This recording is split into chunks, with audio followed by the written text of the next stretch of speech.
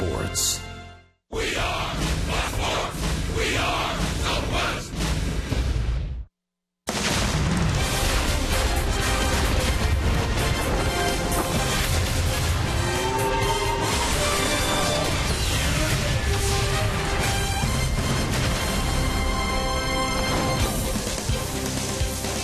Texas Rangers baseball is presented by AT&T Uverse TV. Welcome back to our nation's capital. Last night, the Rangers were unceremoniously voted out of office by the Nationals.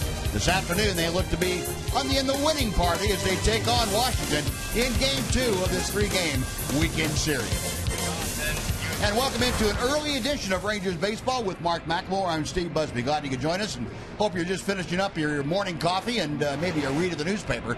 Rangers have some work to do. They were thumped last night by Washington 9-2, and they send maybe their hottest daytime pitcher out to the mound this afternoon, Nick Tepesch. Yeah, Nick Tepesch is going after his third win in a row since being recalled from the minor leagues, and he's been doing a fantastic job. His last outing, he only didn't walk a batter, as a matter of fact, but he's 2-0 with a 3.46 ERA, just a couple of walks since he's been back. And his opponent's batting average is down to 245, so he's been doing a tremendous job controlling that slider. Well, Nick Tepesch really has shown great improvement maturity-wise and confidence-wise since we saw him last year when he was struggling a bit toward the end of the season. So it'll be interesting to see how he handles the Washington team this afternoon. He has a hot-hitting Adrian Beltre on his side. The Rangers of the Nationals coming up next on Fox Sports Southwest.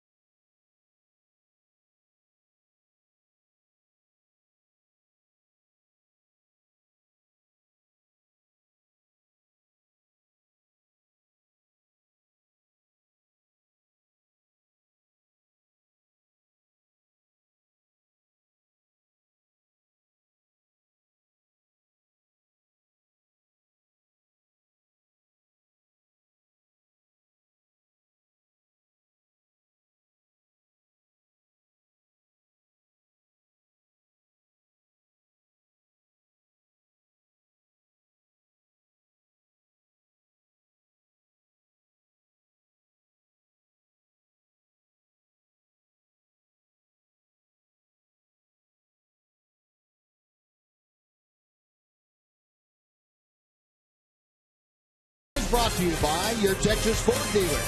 Take the EcoBoost Challenge to see why Ford is the best in Texas. By AT&T Uverse TV. Check availability at 1-800-PIC-ATT. Rethink possible. By the all-new Mazda 3 with seamless connectivity. And by Southwest Airlines. Buy Southwest Airlines fares online only at southwest.com. Well, another Chamber of Commerce Day here in our nation's capital, Washington, D.C. Beautiful afternoon.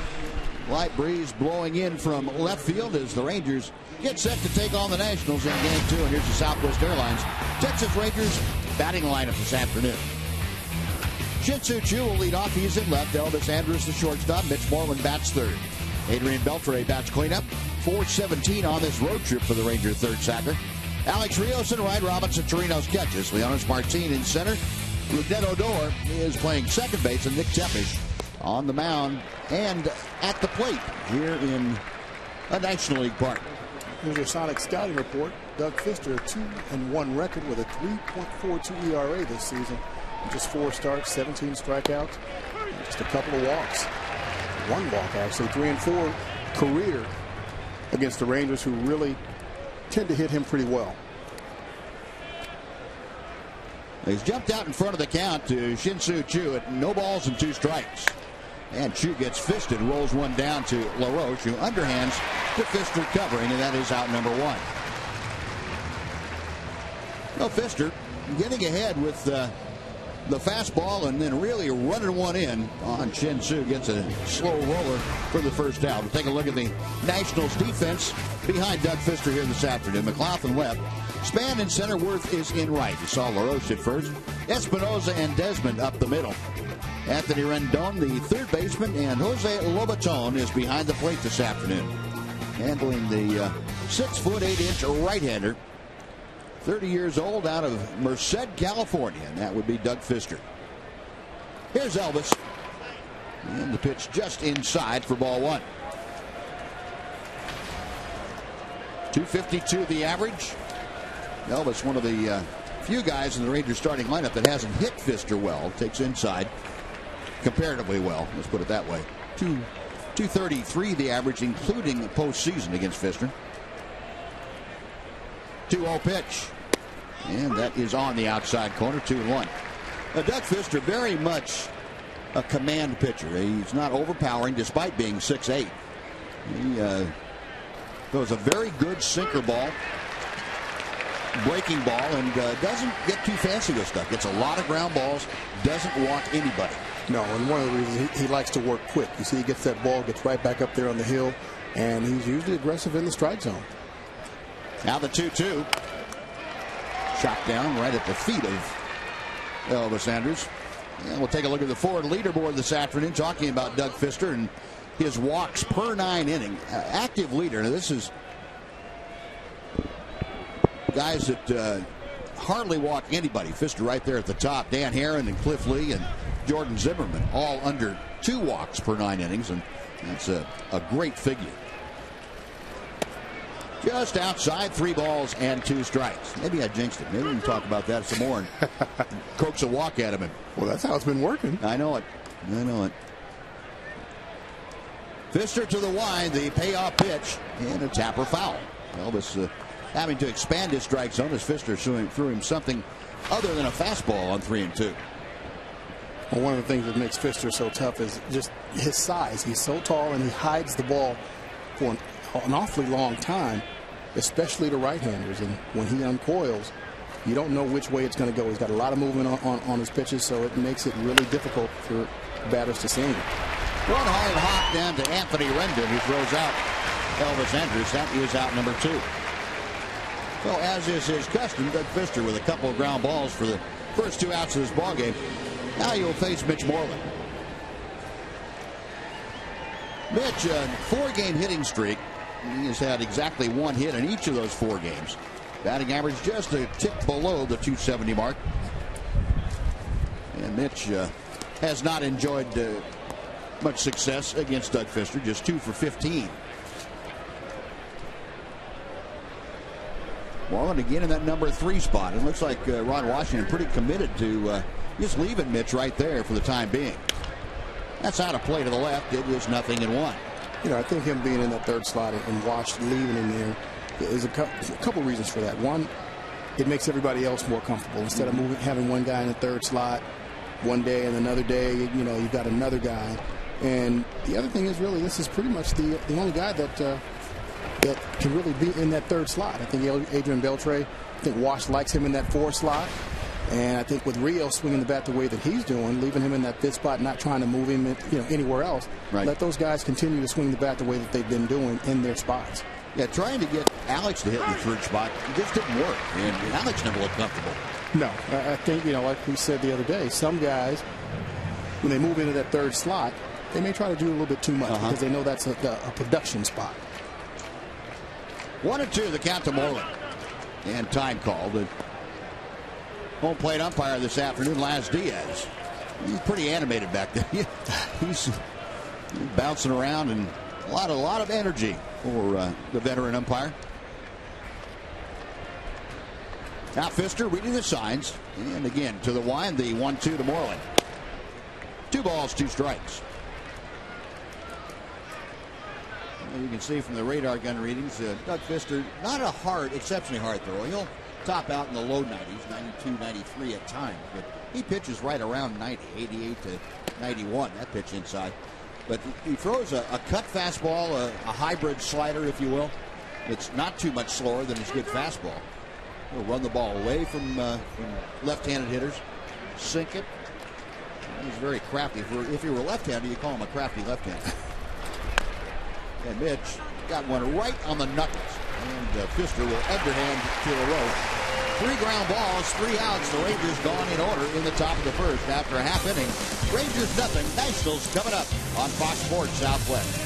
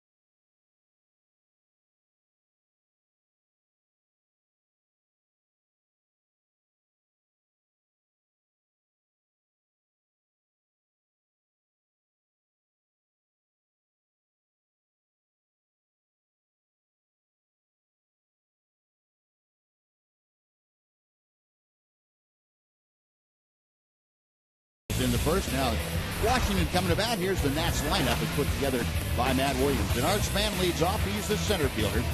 Anthony Rendon is the third baseman. Jason Ward bats third. Adam LaRoche is at first. Ian Desmond moves up. He's batting fifth, playing short. Dave McLeod in left field. Danny Espinosa is the second baseman. Catching Jose Lobaton this afternoon. And Doug Pfister batting ninth and pitching. In the Sonic scouting report on Nick Tepper, he's 2-0 this year with a 2.95 ERA in 3 starts, and his opponent's batting average is just 209. Right-handers, he's real tough on at a 1.554 average, and left-handers doing a little bit better at 244. Well, here's the speedy Denard Span leading things off. He has been swinging a hot bat, and the first pitch to him is a little bit low for ball 1. Span hitting at 269 overall. He has been a very productive hitter of late. Pitch outside, 2-0. Span in his last 10 ball games has hit right at 360 on 18 for 50. 2-1. Stepish comes back to the heart of the plate. Nick, the 25-year-old out of Blue Springs, Missouri, and via the University of Missouri in Columbia. Pitch down and in. That's that tightened up slider that we've seen Nick Tepesch feature. Newly improved, and that is a very good pitch. Mike Maddox, he raves as much as Mike Maddox raves. Now, he's not a raver, but you can tell he's been very impressed with what he has seen Nick Tepesch do. And that's a fisted foul over the Rangers dugout and out of play. Still 2-2. As a coach, when you see your players that you're coaching improve, it's got to be a good feeling. And that's exactly why Maddox is raving, because he's seen the improvement, Nick Tepesch, from last year to this year, and it's making the difference right now. Yep. The right-hander back to the plate.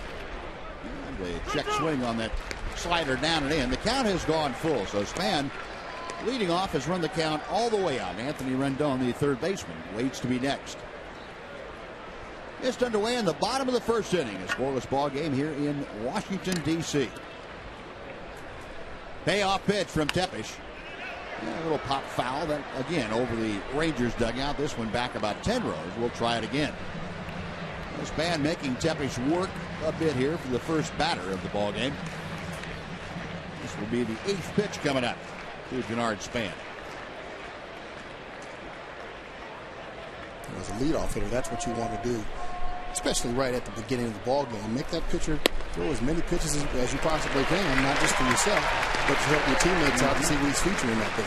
And Nick Tepesch loses Span on that pitch just off the inside corner. So a leadoff walk. The Nationals have the first runner of the game on base. The Ranger defense this afternoon delivered by DeMontron, RB.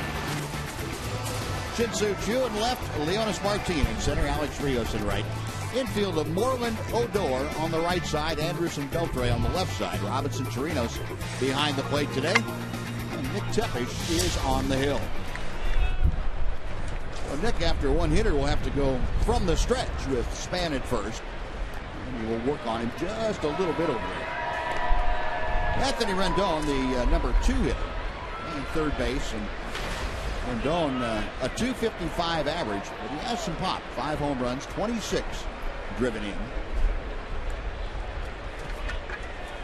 Span inching off the bag as Tepesch checks him. And a toss over there. We mentioned last night that the Nationals not a prolific base running team, but they've been very successful in that they have stolen successfully in almost 87% of their attempts. 26 out of 30 this year. I think that worked out to be 86.7. Yeah, correct? That's right. That's right. Now, I don't want to mislead folks. Thank you for that. And again, Tepesch driving the Span back. Span this year with 7 stolen bases. He has not been caught. Pretty judicious use of the stolen base by the leadoff man. Tepesch again, a high set. And the pitch to Rendon just outside for ball 1. We like a team to be aggressive on the bases, and having that 87% stolen base ratio, that's a very good ratio to have. Most teams are right around 80%, and that's usually considered a good success rate. But 87% is at the top of the charts. Hard hit ball, foul down the left field line, and not foul by more than 3 or 4 inches. Rendon might have gotten a little jammed on that, but almost found chalk. He'll have to come back and try it again, though. Third base umpire Scott Berry right on top of things, in a good position to make that call. All he had to do was turn around once that ball got by him and see where it landed, about 20 feet past him. Adrian Beltre is going to be over there being the umpire for him and helping him out as much as he possibly can. There you go. Throw the arm down. 1-1 the count. And again, Tepesch making sure that Span doesn't get a walking lead.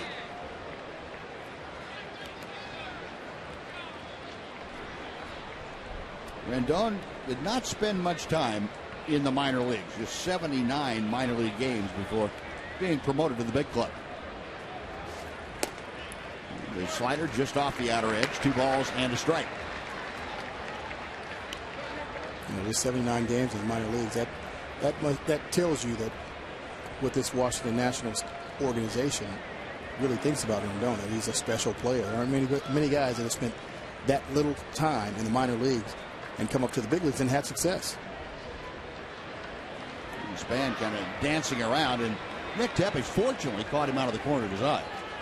Looked like Span was dancing off the bag to get a walking lead. And Nick Tepesch didn't allow that to happen.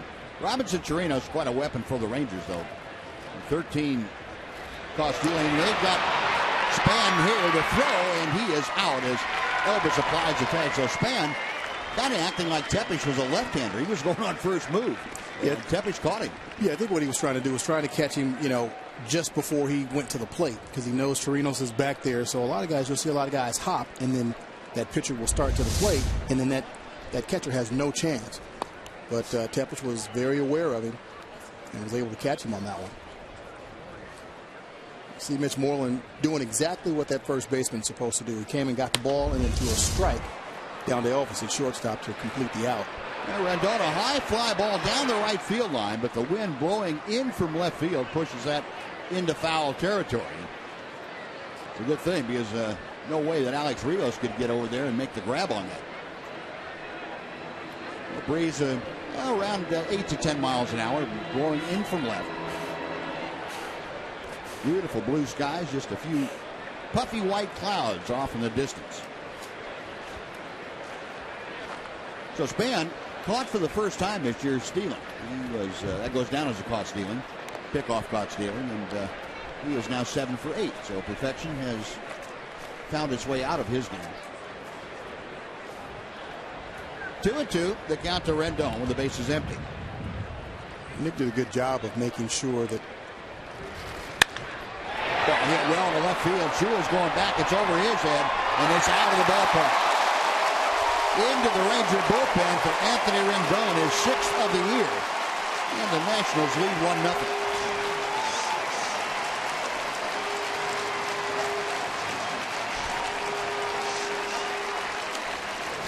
Well, Nick Tepesch gave up a home run in the first inning his last start in Minnesota to Trevor Plouffe. And he does it again to another third baseman. This time it's Anthony Rendon. Tepesch left one out over the middle of the plate for Rendon. Actually looked a little middle in, trying to go down and away, and it kind of tailed back over the middle part of the plate. And Rendon got the head of that bat out and hit a nice line drive out into the bullpen. Now Jason Worth, first ball swing, hits a towering pop-up. Adrian Beltre fighting the sun, getting his glove up there to shade his eyes, and a tough play for Beltre, but he makes the grab. That is out number 2.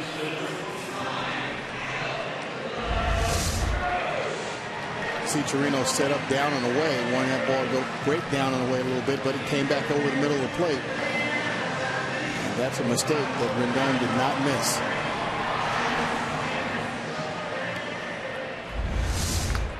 It looked like Nick was trying to throw the cutter. He had 4-seam grip on the ball, and that was a cutter that kind of backed up on him a little bit. That's never a good pitch. Not that he was trying to do that, it's just the way it worked out. So 2 outs now, and Adam LaRoche fouls down the first pitch. It is 0-1. LaRoche, a .313 hitter, he has half a dozen home runs. He has driven in 24. Tepesch back to him. High tight fastball. 1-1 the count.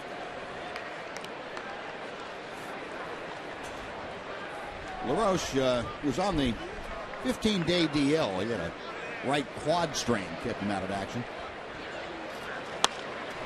Line drive, base hit right center field.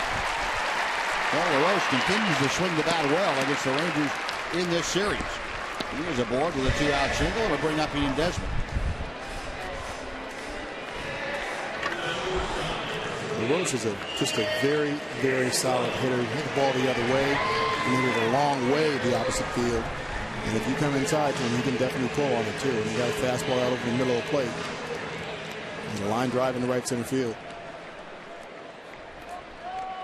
The 1-on 2-out, Ian Desmond, who had the big 3-run home run that turned the game around last night. Came in the 4th inning off of Colby Lewis. Desmond, the team leader with those 10 home runs, 32 driven in. And a strike on the outside corner.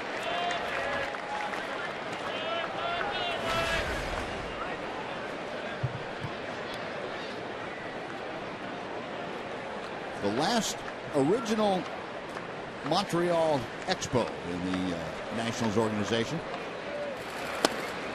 Pitch is low. It's 1 ball, 1 strike.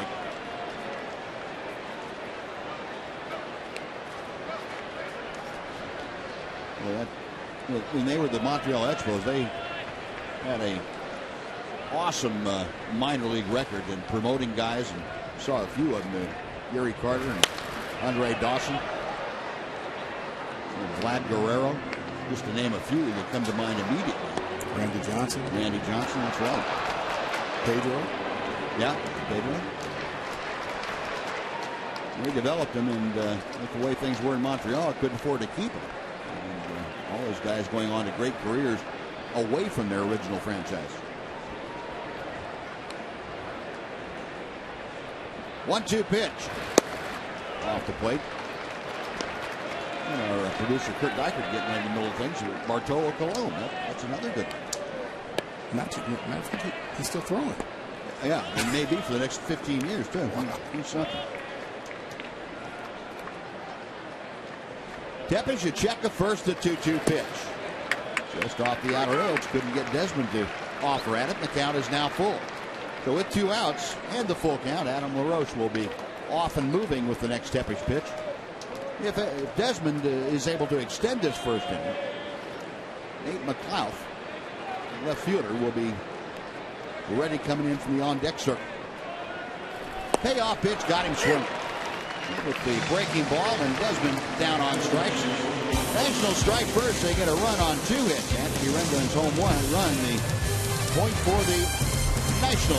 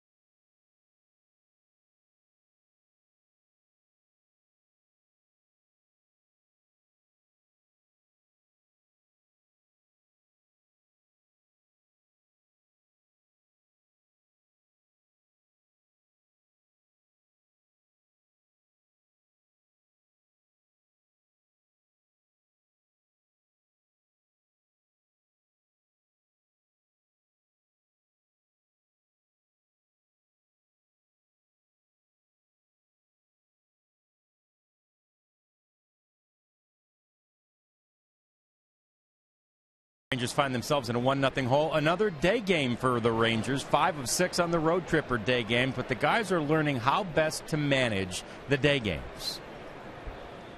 I'm doing a lot better job this year. I'm doing a lot of stuff before the game, so I'm actually up. I used to have hard time waking up. Actually, I'm a bad morning person, so right now I'm trying to do a bunch of stuff in the weight room just to get myself up, and everybody's doing the same thing. So I mean, we all ready to go. Starting first pitch of the game. And today there was a spirited game of marbles as well. And, of course, it's all working. The Rangers have won 7 straight during the day, guys. Let's get it back up to you. All right, John, thank you. Well, nice play by Rendon behind the bag of third. 4-3-60. And he throws out his counterpart, Adrian Beltre. Wow. That was a great play. Adrian saying something to Rendon, going by him on the way back to the dugout. Nice high hop. He goes down to one leg and gets up, spins the opposite direction, and throws a bullet over there at first base. That last hop took a bad hop, too. He stayed with it. You know, just watching, Mac, it would seem almost impossible to get enough on the throw when you spin that way as compared to going the other way, the natural way to spin around and throw. But Rendon's showing you pretty good arm strength. Very good arm strength, and it comes from a young body. That's what that is. That explains a lot. Alex Rios shoots a ground ball foul under the feet of the leaping Spike going down there at third. Spike, in case you missed it last night, this weekend handling third base coaching chores. Gary Pettis off this weekend for the graduation of his son. So congratulations to Gary and his family. Spike Owen taking over, and he said he wants to be a little busier down there today than he was last night. Yes, I saw he was in the training room getting the right shoulder rub just in case. Getting that thing loosened up. Absolutely. A ball and 2 strikes the count. Alex Rios, who had his 12-game hitting streak snapped last night. Takes call strike 3. Off speed outside corner. And Rios saying to Laz Diaz, really? That is a strike? Yeah. 2 gone. First strikeout for Fister. Fister using that comeback pitch that he likes to run on that outside corner to right-handers. Starts it off the plate a little bit, and then it runs back and nips that outside corner. Rios didn't really agree with it. Looked like a changeup grip that he throws that with. Well, 2 gone. Robinson Chirinos now, the Ranger catcher, shows bunt and takes a pitch inside for ball 1. Anthony Rendon, the third baseman, not really impressed with Robinson Chirinos' effort to bunt, so he stays back. Chirinos hitting at .225, as you saw. Couple of home runs, 10 driven in. 2-0 now.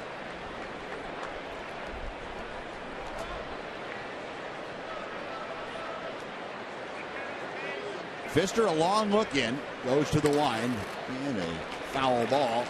2-1. You know, Buzz, he's just got so much movement on his pitches today. It's definitely hard to hit. Those are the guys that hitters don't like to face. You don't know if it's going to shoot in or shoot away from you. It's very difficult. On the outside corner, 2-2. What about a guy like this during the daytime? Is it any tougher with a little bit of glare to pick up the ball? Oh, it's a lot tougher. Yeah. That makes it even worse. I mean, he's tough enough as it is, especially on right-handers, because he hides the ball so well. And then all the movement, the glare, that doesn't equal up to a very comfortable at bat. Well, the count's gone full to Chirinos. Again, Fister walks people at about a 1 per month rate. Payoff pitch on the way. Call strike 3. Chirinos caught looking back-to-back. Called third strikes. Rangers gone in order. And after 1.5, it is the Nationals leading 1-0 on Fox Sports Southwest.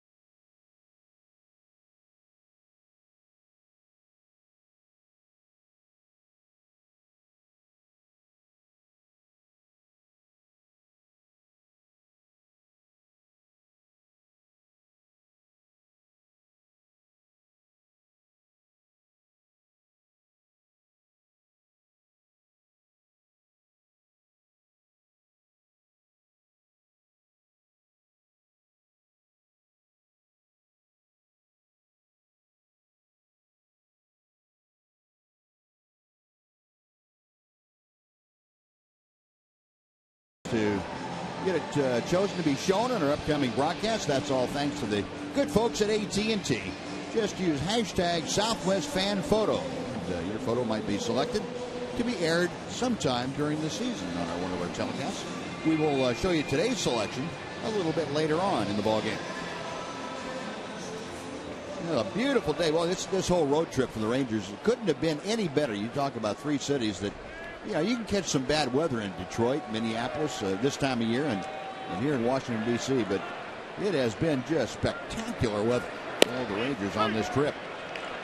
Dave McLeod leading off against Nick Tepesch here in the second inning. McLeod, Espinoza, and Lobaton, the first three Nats to face Tepesch.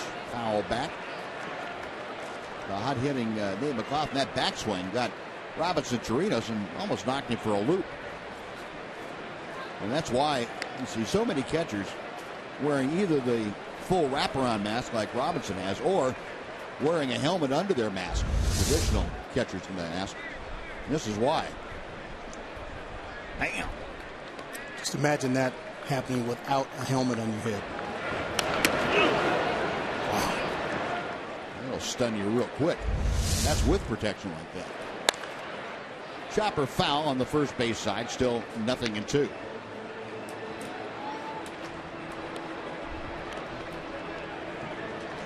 Buzz, I never had that desire to put on that gear and get behind the plate. Not one day, not one time. And a foul ball again to the right side. I think the guys that really enjoy that, or there's something about a mutant gene or something in their DNA that has to be off some.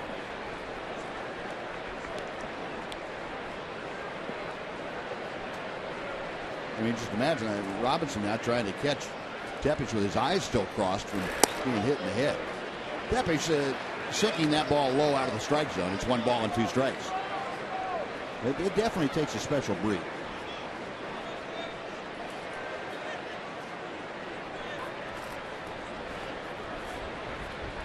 Nick, after a long look, comes back to the plate. And McLeod, a ground ball back behind the bag, and Moreland underhands the Tepesch cover. McLeod, the first out here in the second inning, and they bring up Yanni Espinoza.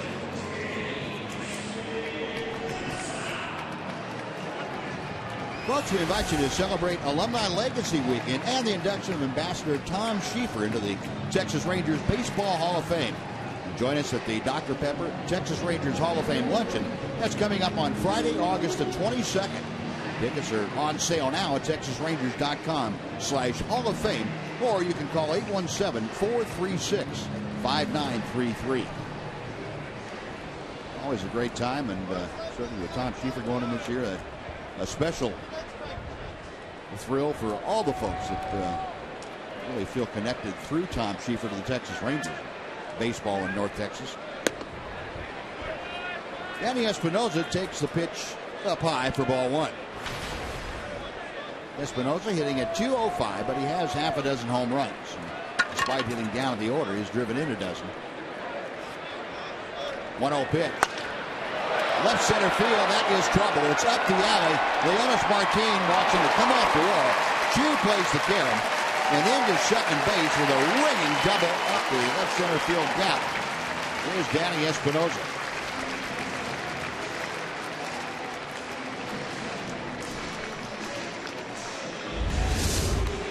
Tepesch trying to go down and in, and again that ball just runs back out over the plate just a little bit, and you see what a difference 2 or 3 inches makes. Espinoza drills this ball to the bottom of the wall out in left center field for a stand-up double. Well, Espinoza's 7th double of the year, the first double for the Nationals this afternoon.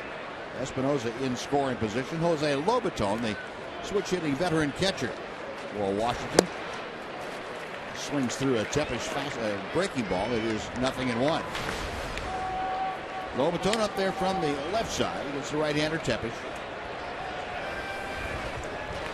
I remember Jose Lobaton, his days in Tampa Bay. Handled that fine pitching staff down there. That pitch up high, the check swing, and no swing. So Scott Berry, the third base umpire.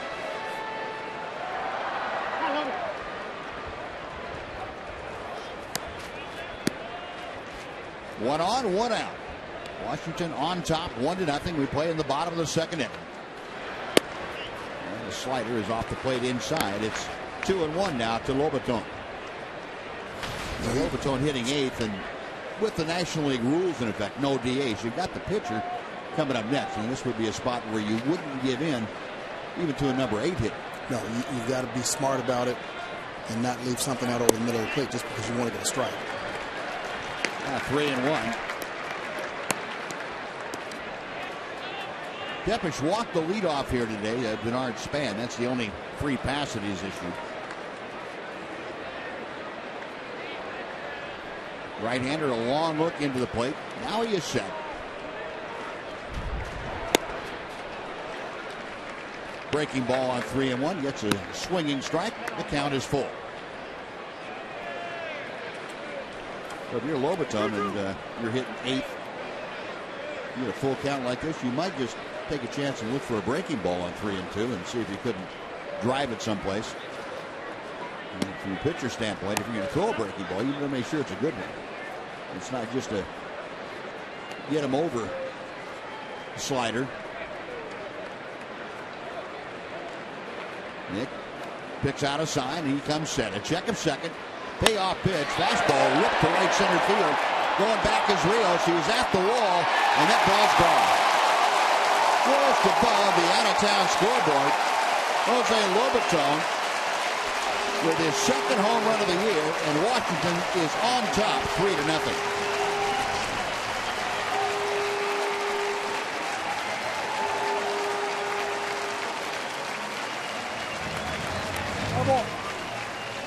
Tepesh with a 3-2 count, not wanting to just lay something in there. That's going with a fastball. And again, that ball ran back out over the middle of the plate. Trying to get inside, and that ball ends up right out over the middle of the plate, and that's the problem he's been having so far early in this ball game. Well, a pair of home runs have accounted for all the Washington runs today. Solo in the first, now this 2-run home run from Jose Lobaton. And here's Doug Fister, the pitcher. High and outside. It's 2 balls and no strikes to Fister.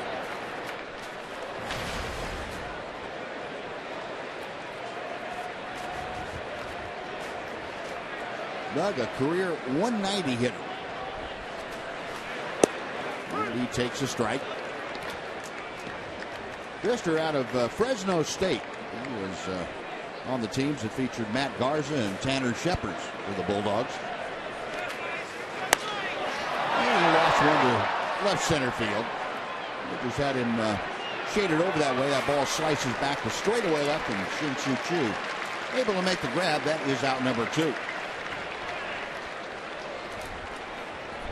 Well, that was an important out, even though it was the pitcher. After giving up that 2-run home run, got behind with a couple of balls, and that's a very important out. He was able to come back and settle down and get that second out and get back to work.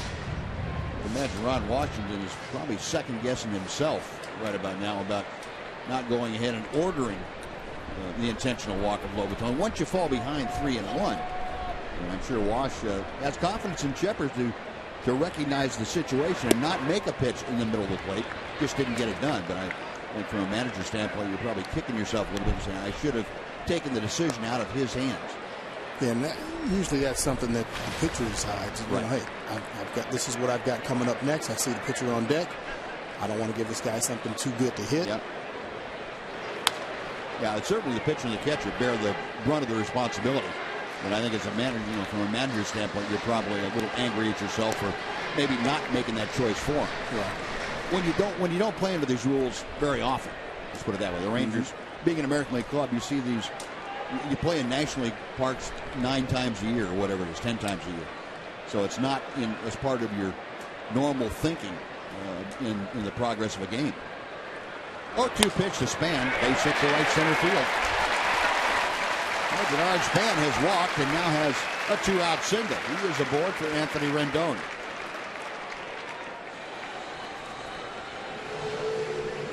Span swinging a hot bat. 3 hits yesterday and another one here in the early going of today's ball game. Well, Mike Maddox out there to give Nick Tepesch a little bit of a breather. Talk to Robinson Chirinos also. We got 1 on and 2 outs. A couple of runs across here in the second. Rangers trailing 3-0. Anthony Rendon, the next hitter that Tepesch will face, had a solo home run back in the first.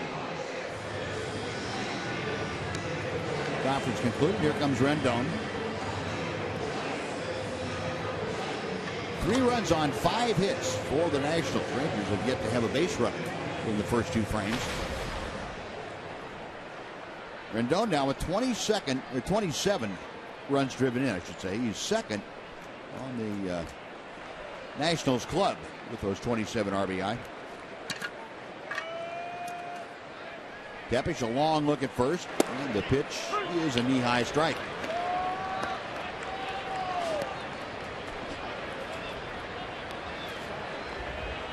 This is probably a situation where Span is probably going to try and steal again. Even though the Rangers picked him off last time, he still wants to get down to second base and get into scoring position.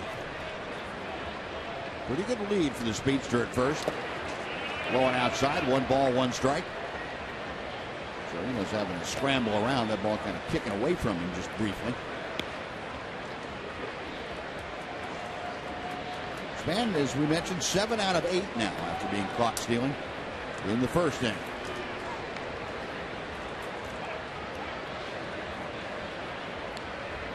Tepesch a high set as he checks first. A little toss just to remind Span of the awareness of Nick Tepesch that he's over at first.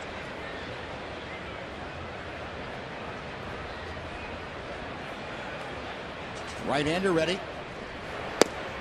And the slider is just off the outside corner. 2 balls and 1 strike.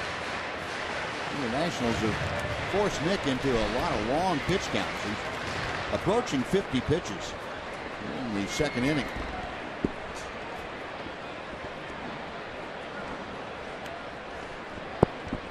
Right-hander a check of first. The pitch fouled away. It's 2-2.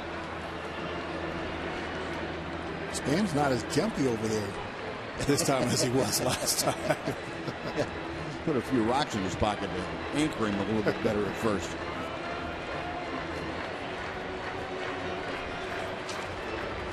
Does that make you a little more leery when you get picked off like that? Your first foray over there in the ballgame? No, it didn't bother me. There are some guys that it might bother and it may shut them down, but most base stealers, they know that's part of being a base stealer. You're going to get picked off. You're going to get caught, trying to steal. It happens. You just have to get back on there the next time you get out there and just run again. And I don't think that's what it is with Span. He's a very accomplished base stealer. I think more than anything else, Rendon took Tepesch deep last time, so probably doesn't want to take the bat out of his hand this time. Another foul ball off to the right.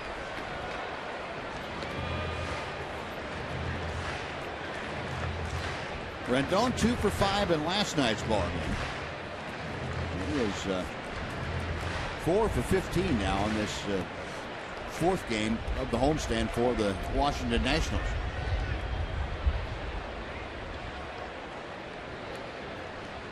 Rendon came into this series in a pretty good slump for the last 12 games. Pulls one off the glove of Beltre, caroms to Andrews, who can't find the handle, and everybody's safe. You would imagine that's going to be a base hit. Beltre deflected it. And Rendon now is 2 for 2, a home run and an infield single. And that puts runners at first and second for Jason Ward. Well, Tepesch makes a good pitch, and Rendon hits it over in the hole, and Beltre goes about as far left as he possibly could go. And reaches out, and the ball just kicked up just a little bit and got him off the top of the glove. And Elvis almost had a shot at it, but I don't think he would have had a play anyway.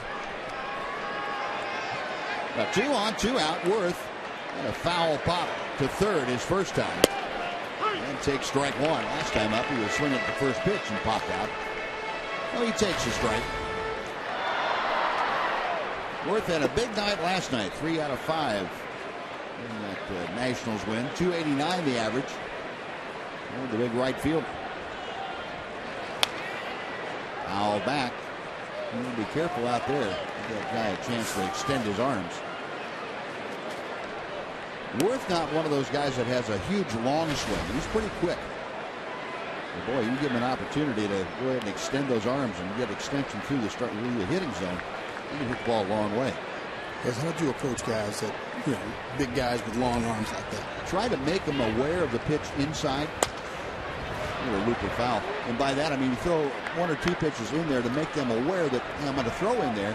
And most guys would try to quicken their swing up and adjust that inside pitch. Then you could go away from it.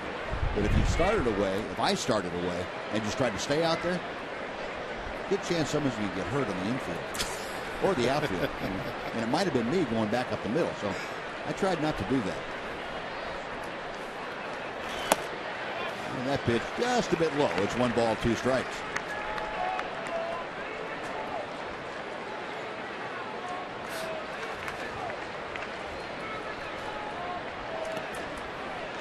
Tepish, a long look in as Chirinos goes through a series of signs. And a base hit to left field. Span around third. Will score without a throw. Rendon at third being waved home. Here comes the throw from Andrews to slide. He is safe. And into third goes Worth as Chirinos is arguing with Diaz. A 2-run, 2-out hit from Jason Worth. And the ensuing throw, and Ron Washington coming out to talk to Diaz. Skipper's just going to look into the Ranger dugout. See Tim Bogar will talk to Joey Probinski upstairs, who's viewing the replays and get either the thumbs up or thumbs down sign. Apparently, what video evidence they had was that the call was correct. Worth got a fastball up in the zone from Tepish and drilled it in the left field. It kicked off of Chu's glove, but a nice relay throw from Elvis almost gets Rendon at the plate. Well, that's going to be scored a double for Worth, and the error on Chu allows Worth to advance the extra 90 feet. At least 1 RBI, if not actually just 1 RBI. So we're going to say the run scored on the error also.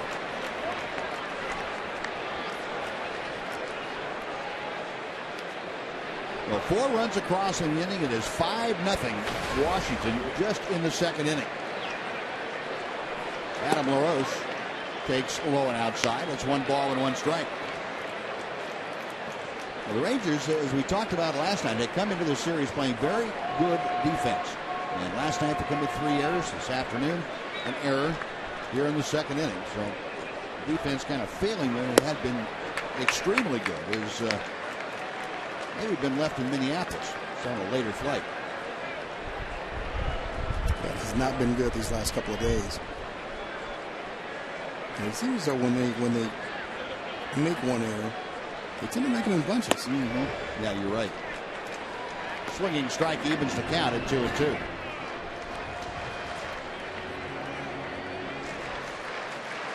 Rangers put the overshift on for Adam LaRoche. 3 fielders on the right side of second base. Adrian Beltre, the lone fielder, on the left side of the infield. Tepish working from the stretch. Now 3-2. And getting some action now in the Ranger bullpen. Scott Baker. Well, he was the long man out there today, and he is loosening in support of Nick Tepish.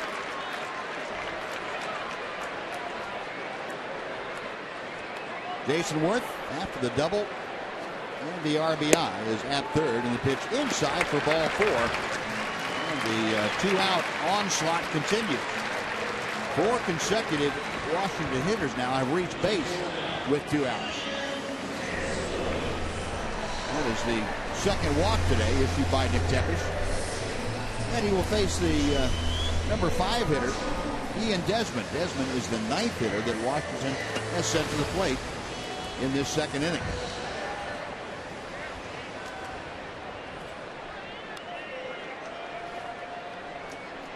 Desmond struck out swinging to end the first inning for Washington.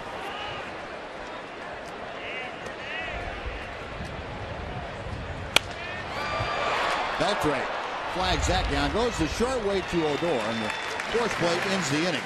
But the Nationals scored 4 times. They had 5 hits. There was an error and 1 left. We're going to the third. 5-0 Nats.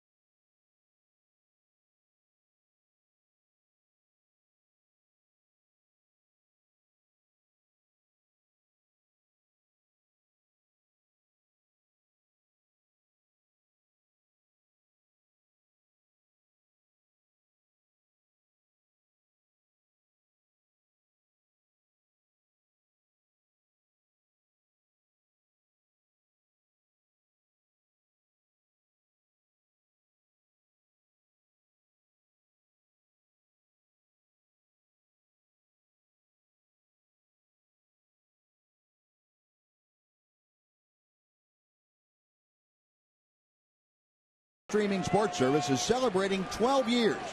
Join the millions of subscribers and watch every out-of-market game live in true HD on over 400 devices. Visit TexasRangers.com for details.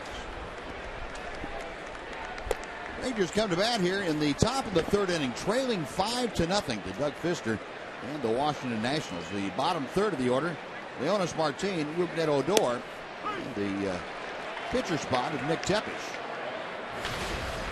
We'll have to see with Scott Baker continuing to throw lightly out of the Ranger bullpen.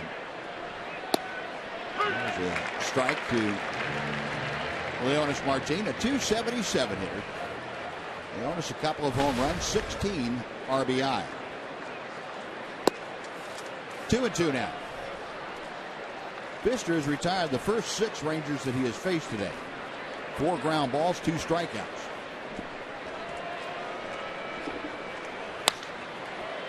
Martin, a fly ball to right, drifting back into his left, Jason Worth. 1 gone. First ball that's been hit in the air for an out today. Well, fans, you can meet Rangers outfielder Michael Choice June the 5th at the Grand Prairie location on South Carrier Parkway. Don't miss this chance to win great prizes and to meet one of your Texas Rangers at Whataburger.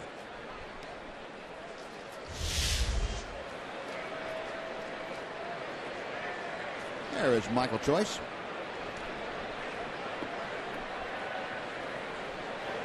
One out for Rougned Odor. Odor, a .278 hitter. He looks at a strike.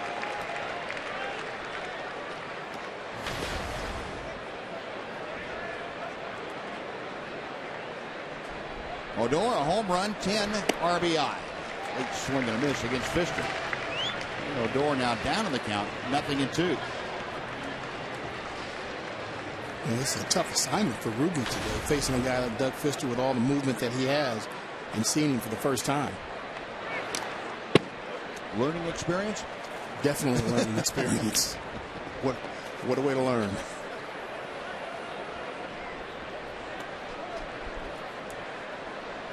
Nick Martinez has grabbed the bat to come out into the on-deck circle as a pinch hitter. Don't forget now, Nick Martinez was a second baseman, a middle infielder at Fordham University, along with pitching. So he's not unfamiliar. At least he knows which end of the bat to hold. Let's put it that way. That's a good thing. Yeah.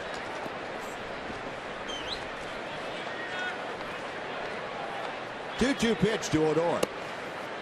That's low and in. 3 balls and 2 strikes. So they're trying to get aboard. Nick Tepesch, the scheduled hitter, pulled back, and Nick Martinez apparently will be the next hitter. Fister's payoff pitch. Ball strike 3. Well, there's one that Rougned Odor can file away in the memory banks for the next time that he faces Fister. Yeah, he'll remember that Fister has this comeback pitch right at the top of the zone, it looks like. And it got a lot of the plate. Well, here's Nick Martinez stepping in as a pinch hitter.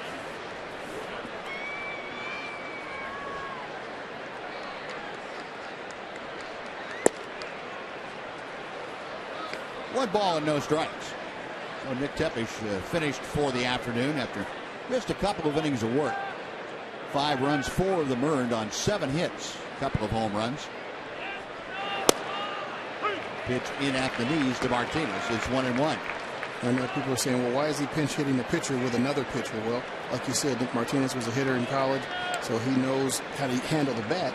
And this also lets Wash keep his full complement of position players available because it's still early in the ballgame, only the 3rd inning. And he may need, they have a very good chance to come back in this ballgame. So you save your full complement of bench players for later on in the ballgame.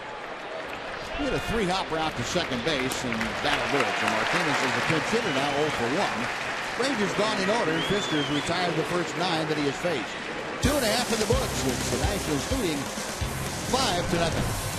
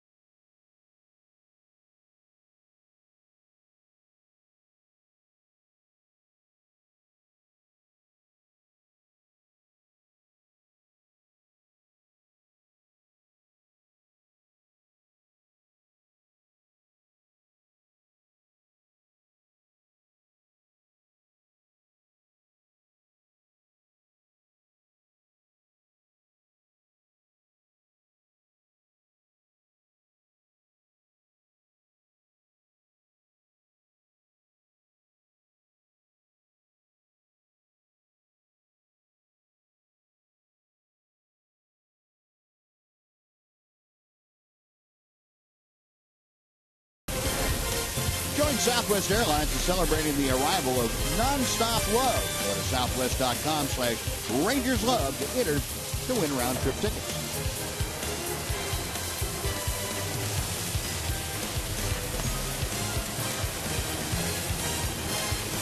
That, if you weren't hungry before, just looking at that, you can almost smell it through the screen. I can anyway. That looks really good. Yeah. I'd love to have that right now. Something tells me we'll have an opportunity as the game goes on, Matt, to maybe send out for some. Scott Baker has entered the ballgame to take over here in the bottom of the 3rd inning. The scouting report on Scott Baker is his 4th ballgame, 0-1 record, 5.19 ERA, 3 walks and 7 strikeouts. He's given up 3 home runs. Left-handed batters are hitting just 154 off Scott Baker. Well, Scott coming off a start on Tuesday against the Twins at Target Field. Pitched very, very well up there, and he misses low and inside to Nate McLouth starting off the 3rd inning here. McLouth began the Washington 2nd by grounding out to first. Takes a strike to even things from Baker. That start against the Twins, his former team, Scott Baker, was in position to win the ball game, but Twins came back with a couple in the bottom of the ninth to walk off with a 4-3 victory.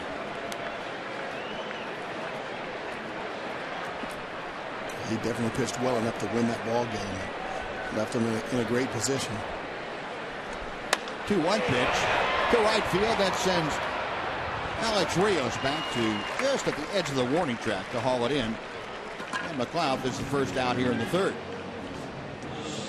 Now Danny Espinosa will come to the plate. Joint Southwest Airlines is celebrating the arrival of Nonstop Love.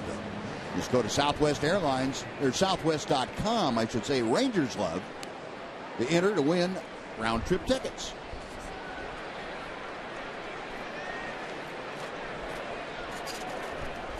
Espinosa doubled and scored in the second inning. Pitch high and tight for ball one. Espinosa got a pitch on the lower inside part of the plate and rifled it off the wall in deepest left center field. Showing you some of that power that's produced half a dozen home runs for him this year. 1-0 pitch from Baker. A little tardy pulling the trigger on that swing. It's 1-1.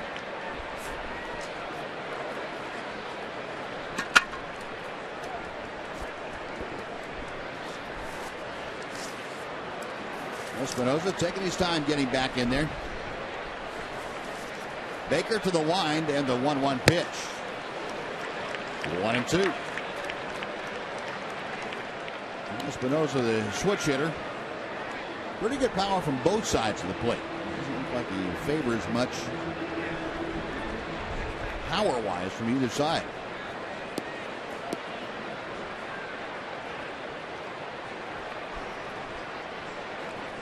Baker to the wind, back to the plate. A rifled shot off the screen in front of the Nationals dugout. Still 1-2. He and Desmond form one of the most powerful middle infield combinations as far as home runs go so far this year.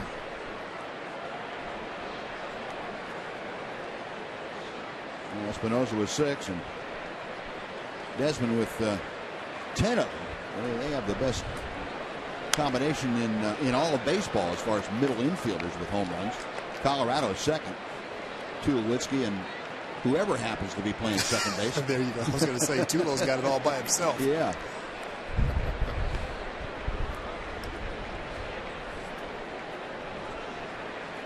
A ball and 2 strikes still to Espinosa. 1 out. And the base is empty here in the third inning. Scott Baker trying to shut down the Nationals, give the Rangers an opportunity to start a comeback. And the pitch fouled back. I'll tell you one thing, as a team, this Nats team may not be hitting a lot, but they are sure an aggressive bunch. They don't wait around too much. They're going up there hacking. No, they go up there and not getting cheated. 1 through 8, they're not getting cheated at all. They're trying to get their pitch and they're trying to do something with it. Another 1-2 coming from Baker. Got him swinging. Got pulling the string. That thing was really tailing away from Espinosa. That is out number 2. And it brings up Lobaton. Nice pitch by Bate. Nice hard fastball. Ran away off the plate. He'd been out there a few pitches before. And Espinosa was able to foul him off. So it looked just like the same one. And this one just tailed away at the last second. Lobaton, the biggest hit in the second inning, a 2-run home run to right center field. Takes the first pitch low for ball 1. Lobaton now with 2 home runs this year with 10 RBI. Baker back to him. And the pitch pop foul will reach the seats on the left side.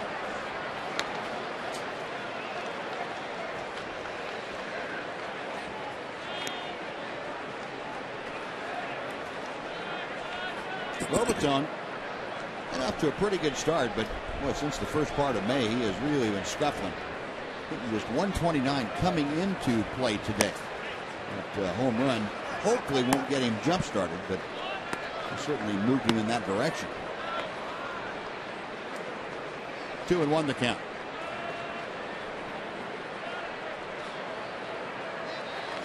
Baker winds and deals. The pitch pop foul. Again off to the left. 2-2.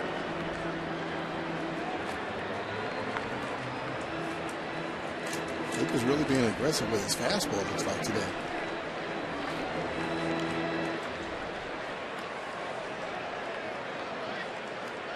Let's see, this would be his normal start date if you wanted to. No, I guess tomorrow would. 4 days. And call strike 3.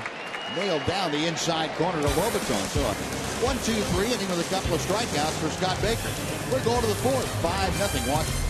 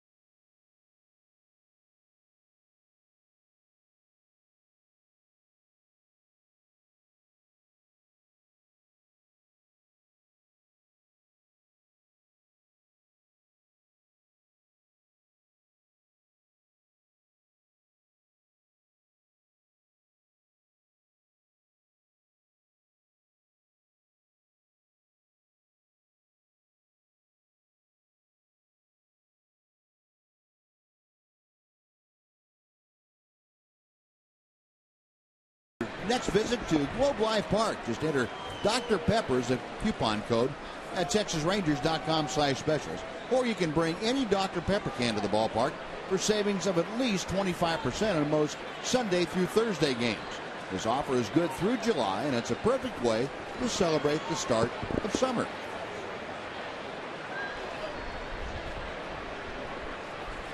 Now we head to the fourth inning.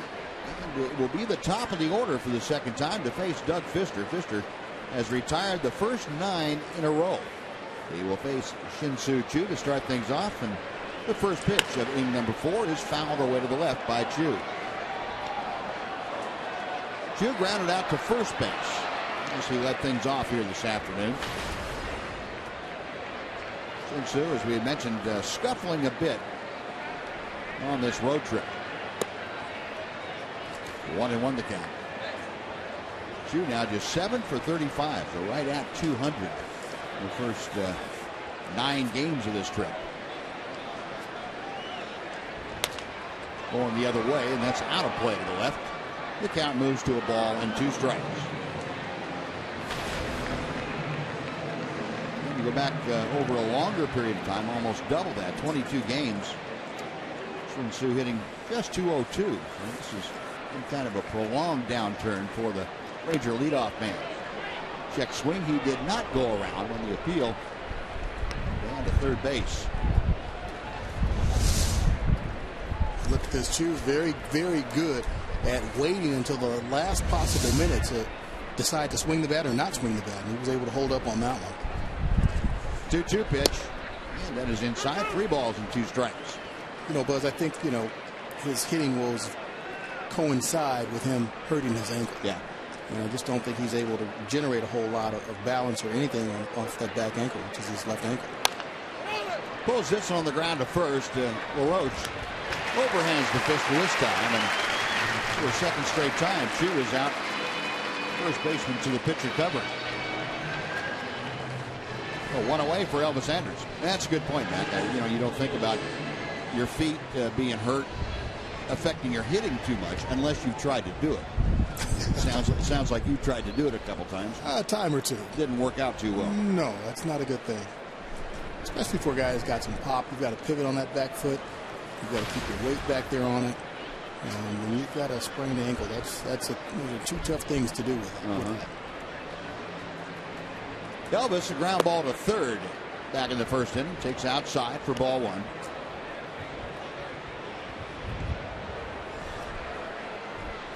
Andrus, a .251 average. As Pfister comes back with a strike. Elvis an 0 for 3 in last night's ball game. The average on this road trip for Andrus, about .270.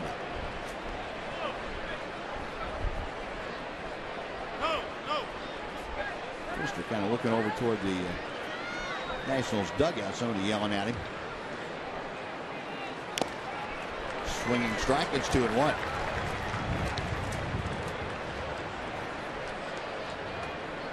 Pfister, a very modest pitch count, 55 with the next pitch. He has one out here in the fourth inning.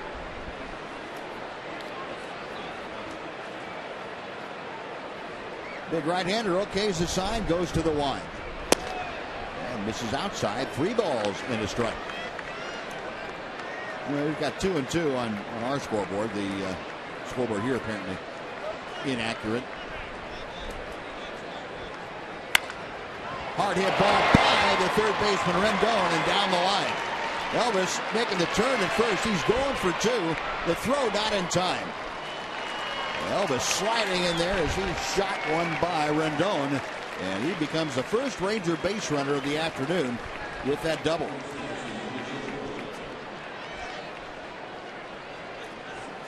Nice piece of hitting by Elvis. You saw how aggressive he was with that swing just before this pitch. It's a sinker up, didn't get down enough in the zone. Elvis rips it right by Rendon for a double. Rendon having to play up even with the bag because of Elvis's speed, and I think that ball coming off the bat made him wish he'd played back a little further, like out in left field somewhere. I think he's happy he was off to the side.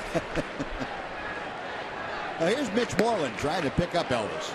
Rangers finally with their first base runner has snapped a streak of 10 consecutive batters retired to start this game by Doug Pfister. Moreland got jammed by Pfister in the first and tapped right back to the mound. Out of play to the left, and the count evens, and a ball and a strike.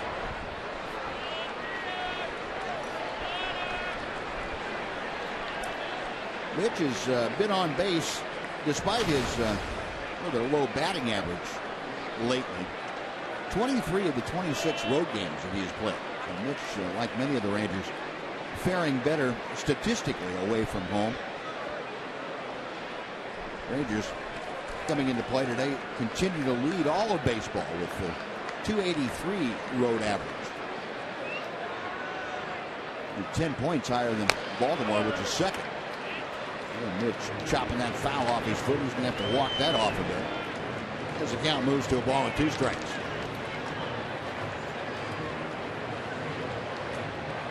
Yeah, that sinker ball is going to get a lot of foul balls off some feet and ankles and shins, especially right-handed hitters. They tend to do that a lot.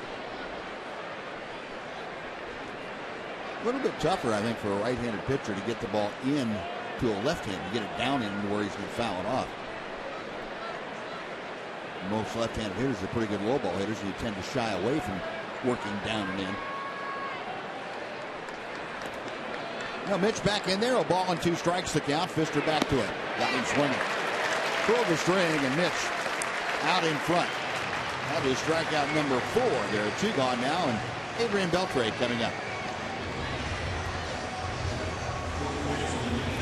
Pfister pounded Mitch in with the fastball before that, had him set up for a changeup, and he kept it down in the zone. Good pitch by Pfister.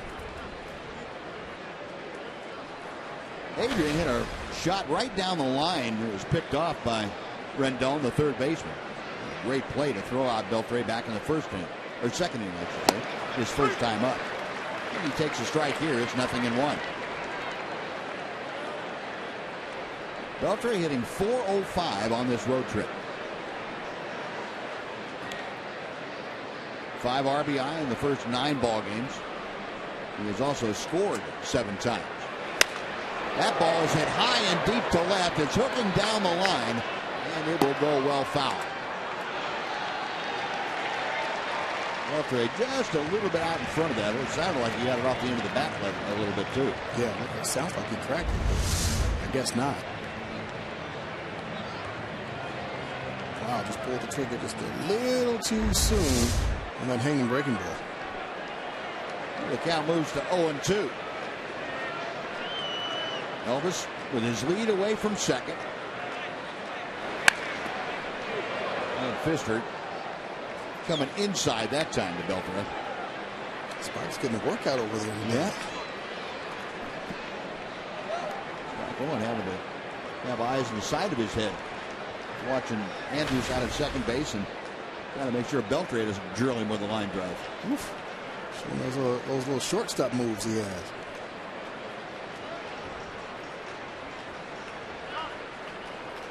Beltre tired of waiting.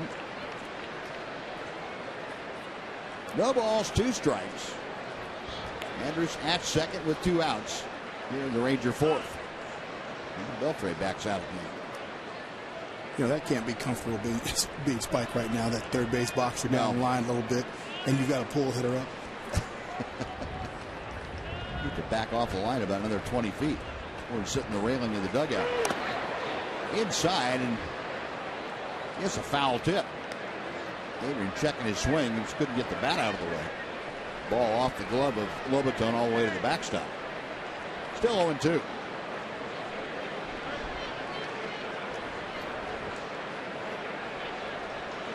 Adrian has almost always a big smile on his face. And a little laugh with Laz Diaz, the home plate umpire. Fister again ready, and another 0-2. The left field, not hit very deeply, going out to shortstop, coming on the left field of McLeod. And then McLeod makes the call on the catch. That'll do it for the Rangers. No runs. They do get their first hit and strand their first runner. After 3.5, 5-0. Washington.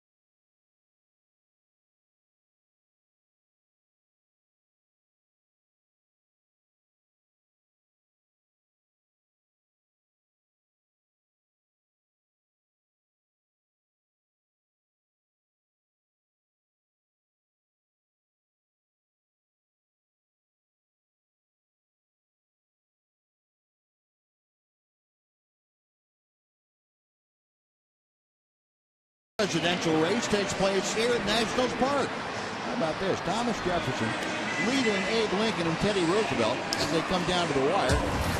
And the veteran. Right, Thomas Jefferson, the veteran. The first one of those guys elected. And our Coors Light cold hard fact to you that Teddy Roosevelt did not win a race for the first 6 seasons. Wow. Roosevelt's first win was October of 2012.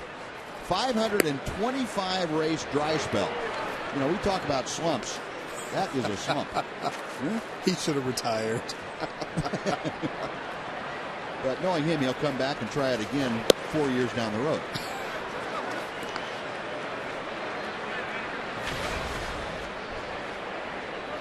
Doug Fister, the Nationals pitcher, leading off here in the bottom of the 4th inning. Scott Baker in his second full inning of work, and Fister lofts a fly ball shallow center. Elvis going out. He's having a hard time trying to find it, and it falls.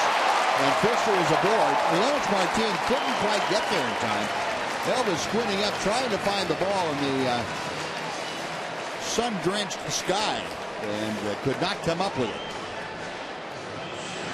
It's a very difficult play, but they've got to communicate a little bit better. If Elvis isn't seeing it, he's got to let somebody else know that he's not seeing it. And it was a little bit too late for Martin to get there.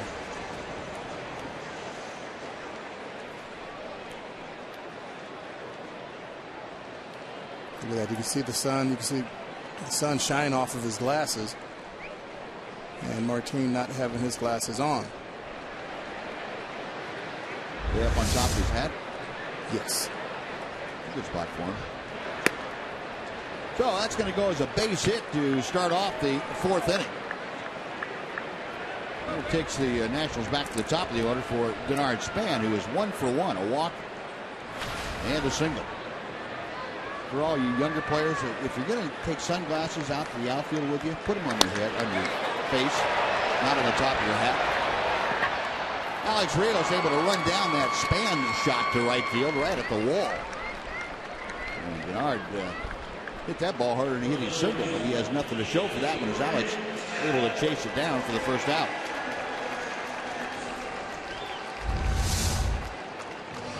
It's a really nice play. Alex, he had to make a couple of adjustments during the route, but was still able to pull it down. You know, a lot of people think that it's a lot easier to play baseball in the daytime, but it's not. It's harder because of all the glare. You see all the glare behind the seats down in the lower bowl.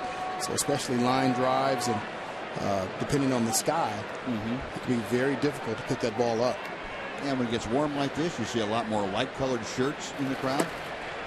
That makes it tough for infielders, I would think, and the outfielders to pick the ball up off the bat. Not a lot of fun. Especially when you're in that infield. I mean, you get a line drive hit at you, and you pick it up later, you pick it up at all. Be very dangerous in there. The Fister remaining at first with 1 out now, and Anthony Rendon, the hitter, takes well off the plate inside. It's 1 ball and 1 strike. Jimmy John's freaky fast delivery came from Anthony Rendon in the first inning off of Nick Tepesch. He had a rocket to scream down to the plate. His 6th home run of the year, and that was a freaky fast delivery courtesy of Jimmy Johns. Baker's 1-1 pitch to him. This line to left field. Chu started back now, comes on and can't get there. So Shin-Su playing that into a single. And Fister stopping at second. 2 on with 1 out.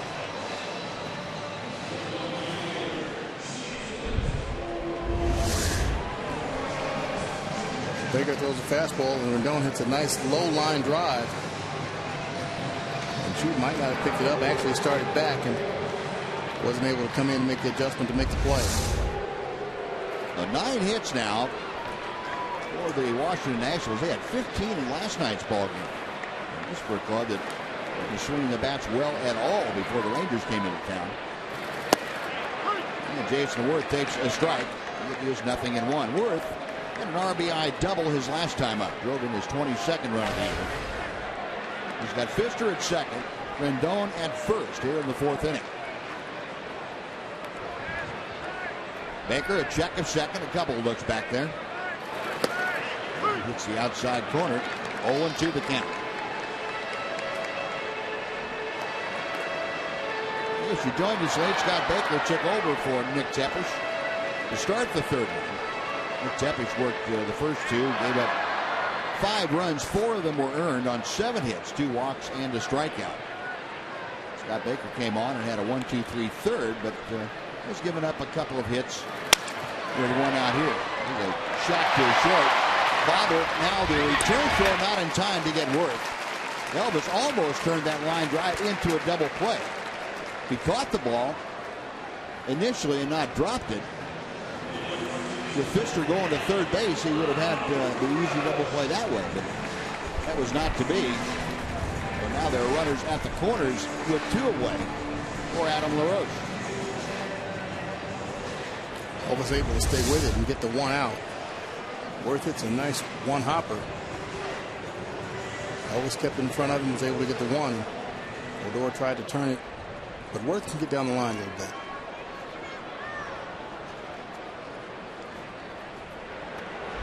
Well, here comes LaRoche, who has been aboard both times this afternoon. He singled and walked.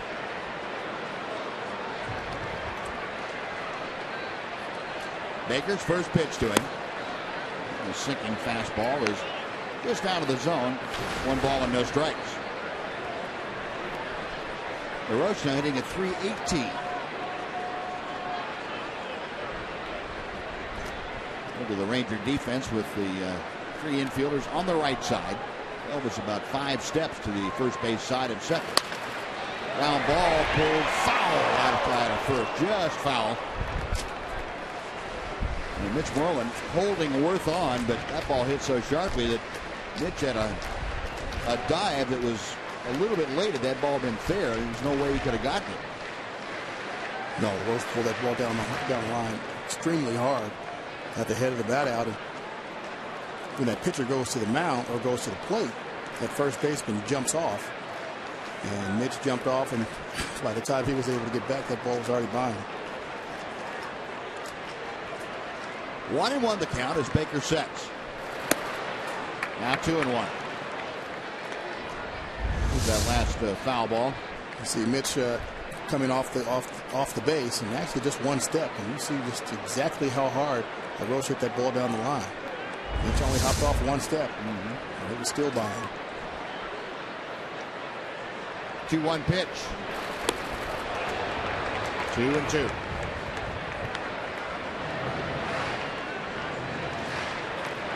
Scott Baker trying to keep this at a 5-0 Washington lead. Got Pfister, the opposing pitcher, over there at third base, and Jason Worth at first.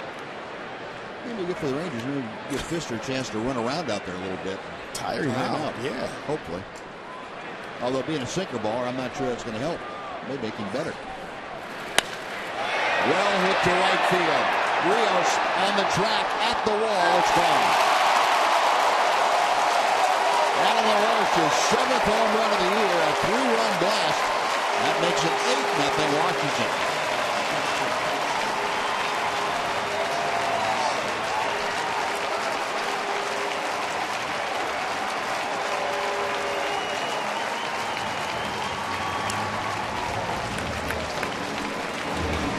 We've heard about LaRoche and how good of a hitter he is and what he can do with that bat. Opposite field, right field. These last couple of days, we've seen it in action. It's a hanging breaking ball from Baker. Moves it right out over the middle of the plate. And LaRoche doesn't miss that one. 51 home runs now for the Washington Nationals. Their 3rd of the afternoon and an 8-run advantage.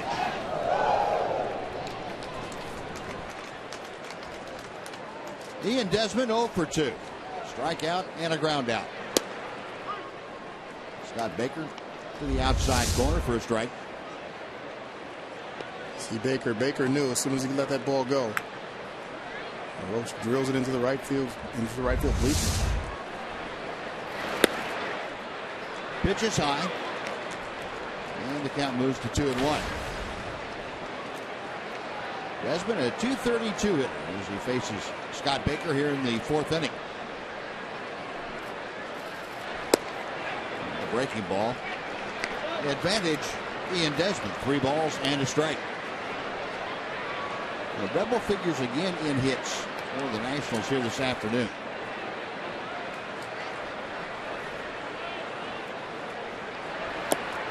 Low ball 4. Desmond draws the 2-out walk. And Nate McLeod will be next. Mike Maddox going out to slow things down a little bit for is veteran right-hander Scott Baker. While we have a second, we'd like to invite you to watch Chevy Hometown Kids every Saturday morning. It comes on at 10 o'clock right here on Fox Sports Southwest, where it's not about the score, it's about the experience.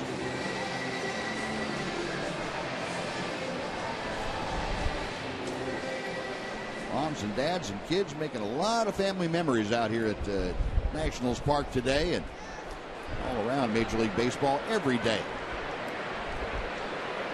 First pitch to McClough is a fastball, and right down through there for strike one. McClough, the ground ball to first, and a line drive to right field.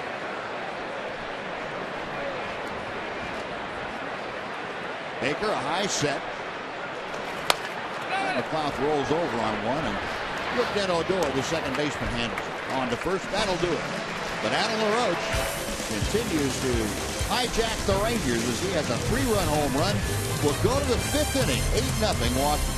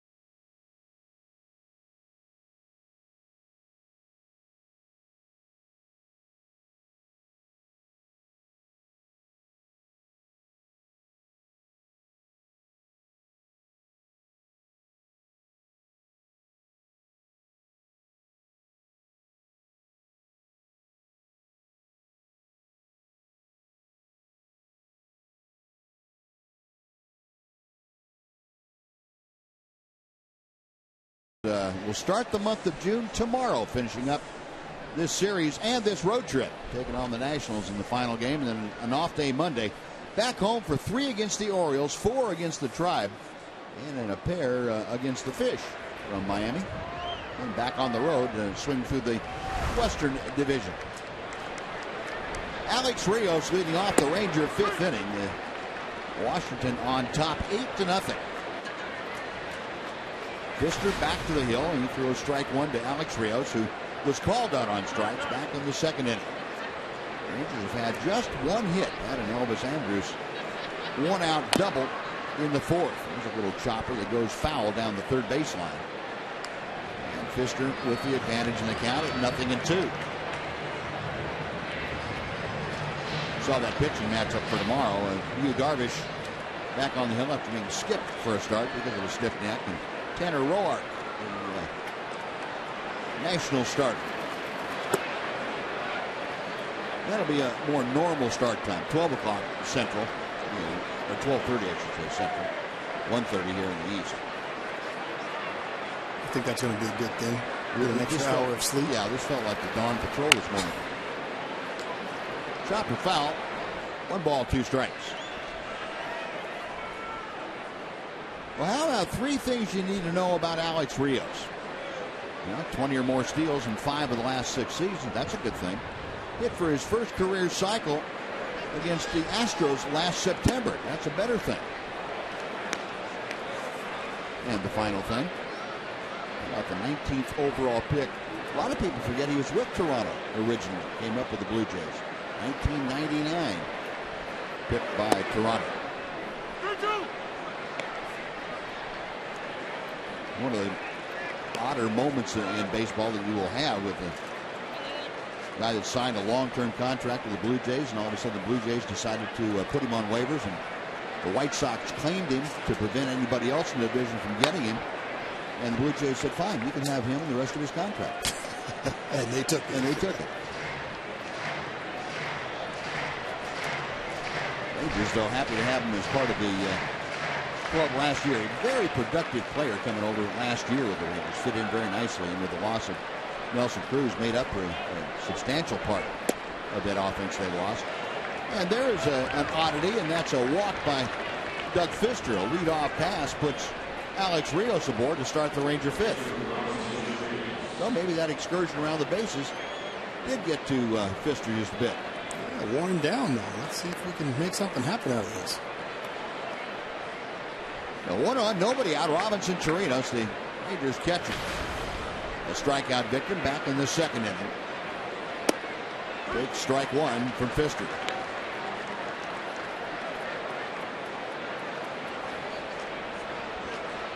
Chirinos stands at the plate hitting at .223.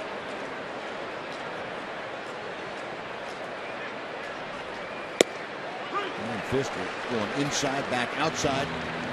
He was hitting both corners. He is pretty much an artist when it comes to being able to pitch with that sinking and sometimes cut fastball of his. Now time called as Chirinos not quite ready to look at another Fister offering. In the air, right center field, hit pretty well. Span and Worth back in the alley. It's Span up against the wall, or I should say the scoreboard, to make the catch. Nice play by Denard Span. That ball really carried well off the bat of Robinson Chirinos. Span able to make an outstanding defensive play for out number one. Robbie hit that one and drove it a little farther than we thought it was going to go. It didn't sound like he hit it that good, but Span has a beat on it. Worth is there, and Span goes up against that scoreboard out in right center field, makes a very nice play. But that ball went a lot farther than thought it was going to go. Sure did. Ballpark at the middle of that scoreboard, which is just about where Span tracked that down, measures .375. There are no markings out there that you can relate it right to that, but it is .375, we're told by the folks that watch games here all the time. Scoreboard taking up most of the span from right field to almost dead center field. Leonis Martin, a rip and a miss. And the count is 1 ball and 1 strike. Martin, a fly ball to right, his first time up there.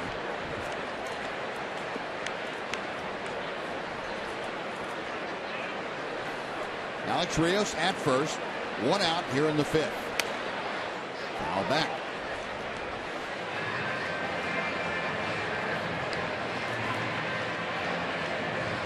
And this is the last day of May, and Leonis Martin, for one, will be very happy to see this month come to a close. He is hit just .240 for the month. Chops one to first, knocked down by LaRoche. Gonna have to hurry to throw a Fister covering, and they just do get Leonis Martin. Down to second goes Rios, so he's in scoring position with 2 outs for Rougned Odor.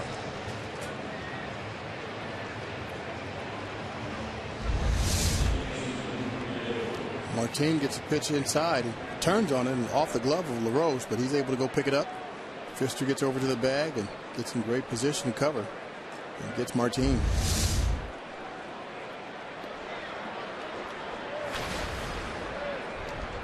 Here's Odor, who struck out his first time up there. Average of .273, and Fister tries to drop a breaking ball on the outside corner, but left it wide. 1 ball and no strikes. Odor with hits in 6 of his last 8 ball games. It's been at a .385 clip. And he takes very high from Fister. 2 balls, no strikes. John Tollison loosening in the Ranger bullpen. Ron Washington trying to cover his bases just in case you get Odor aboard also, and maybe making some offensive noise in this frame. Slowly chopped down the first base line and veers off into foul territory, and the count is 2-1.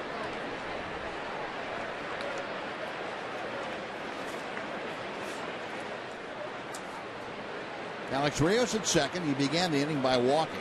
He advanced to second on the one-out grounder from Leonis Martin. Odor trying to pick him up. And Oakland has been very, very good in these situations, especially on this road trip.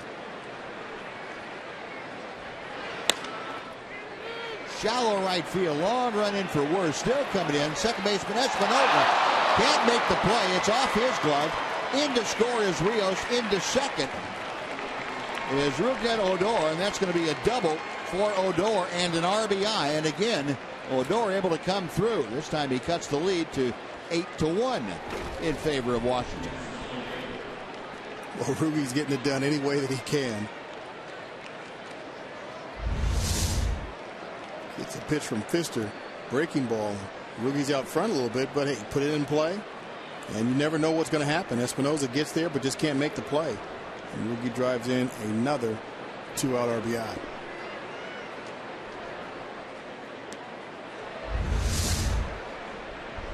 Odor with 11 runs driven in.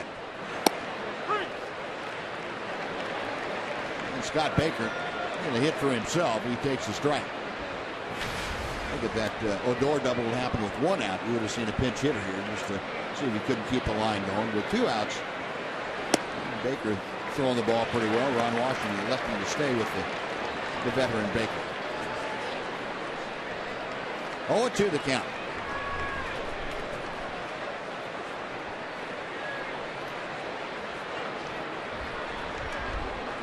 Pfister okays the side. The right-hander comes back to the plate. He tried the breaking ball and left it inside. 1-2.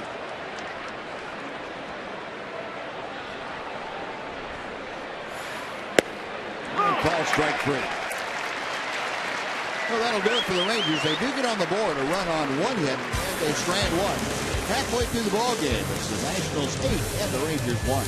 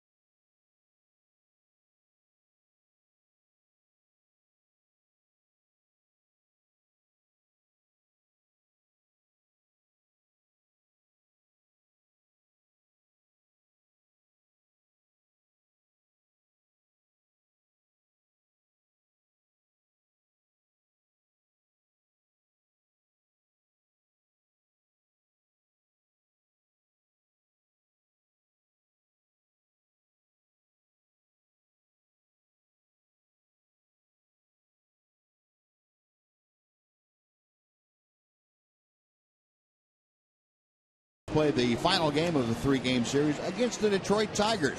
And the first 25,000 fans will receive a Rangers drawstring bag. That's courtesy of MLB Network. Get your tickets at TexasRangers.com, or you can call 972-RANGERS.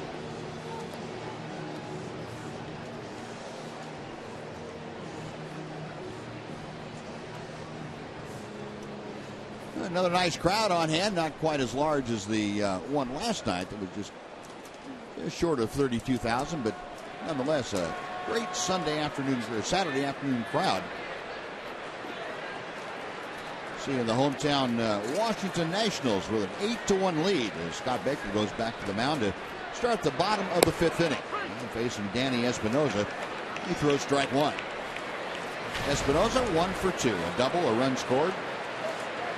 Every time he faced Scott Baker today, he went down swinging. 1 ball and 1 strike.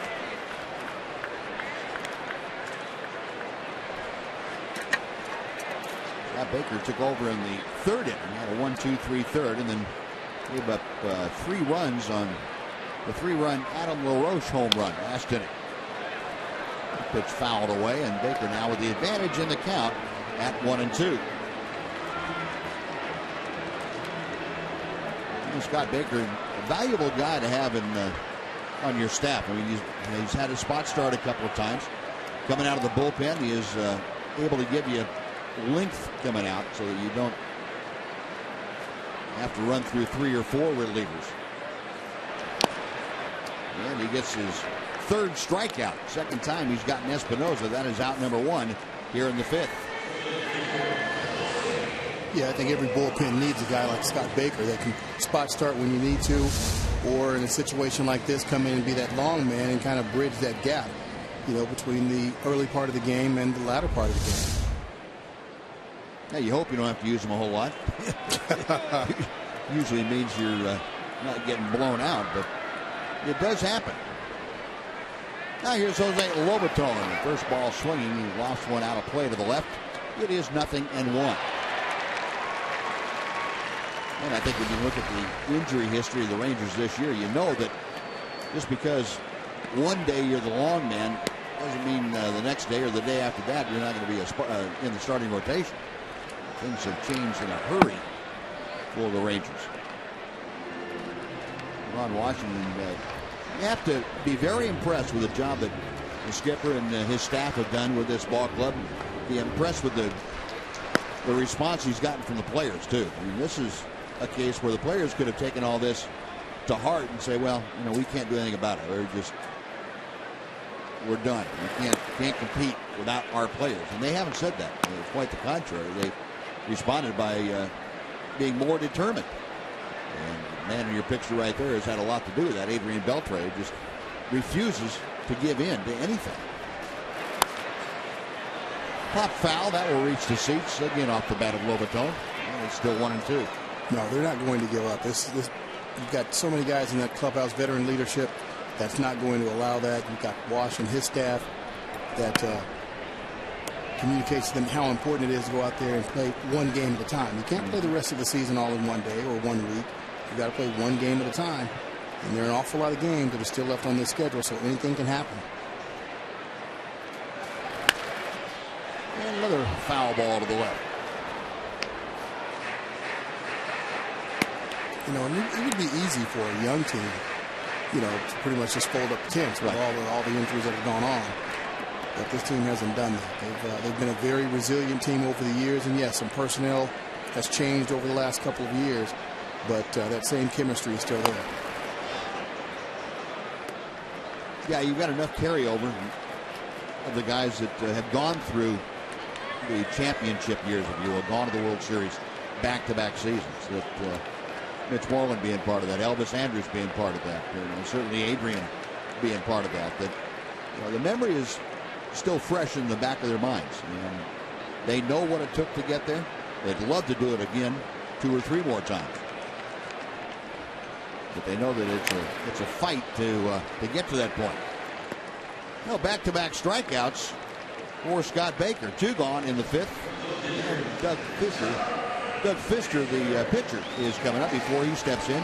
Go back for a Mazda game break with Aaron Harding here.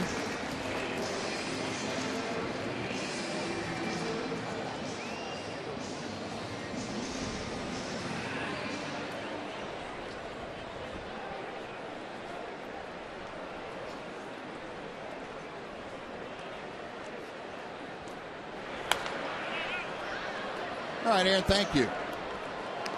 Well, those two teams are beating each other to a pulp. The Too tired to face anybody else next week. Doug Fister, a little bloop single his last time up, came around and scored. He's 1 for 2. Finally has a batting average this year. It's 125. He hits a 3-hopper out to Rougned Odor on to Moreland, and it is another 1-2-3 inning for Scott Baker. He's had that in 2 of the 3 innings that he's worked. We're going to the 6th inning in Washington. Nationals leading 8-1.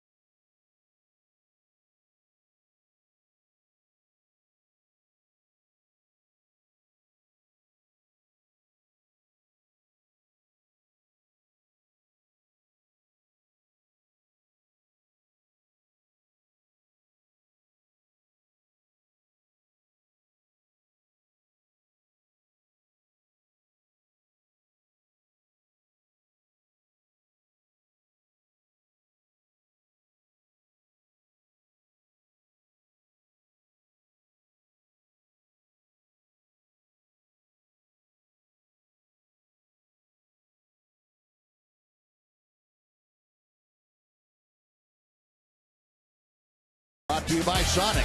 Today's jackpot is worth $1,600 and dinner for 2 at Sonic Drive-In. Today the Rangers are hitting for Maryland High from Godley. And if a Ranger hits a grand slam this inning, Maryland High from Godley will win $25,000. You can register at any participating Sonic restaurant. And it's been a while since the Rangers have had a home run, much less a Sonic slam. They are in a stretch now of 5 consecutive homerless games. I think that's 6 consecutive homerless games. As the top of the order faces Doug Fister here in the 6th. Shin-Soo Choo, a couple of ground outs to first. And he's down on the count 0-1 as Fister comes back to him. A drive to left center field. That is up the alley, and it's going to the wall. Choo motoring into second with a leadoff 2-bagger, and the Rangers, for just the second time today, have their leadoff man aboard.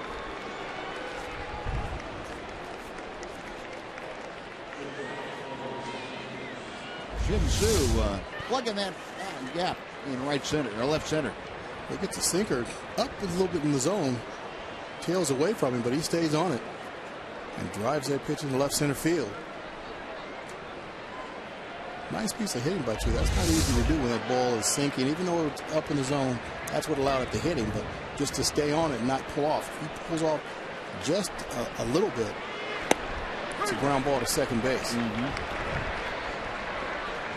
A strike to Elvis on the first pitch. Andrews doubled to left his last time up there. 1 for 2 today. Rangers now with 3 hits against Fister today. They have all gone for extra bases, all 3 doubles. Very quickly, 0-2.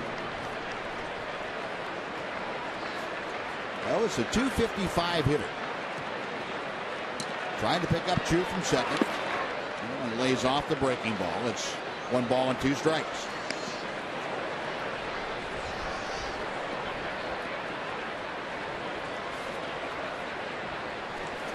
Doug Fister approaching the 100-pitch plateau. He is at 93 right now. And call strike 3. And Elvis leaning on a fastball that it looked like he was thinking breaking ball. It just got himself crossed up.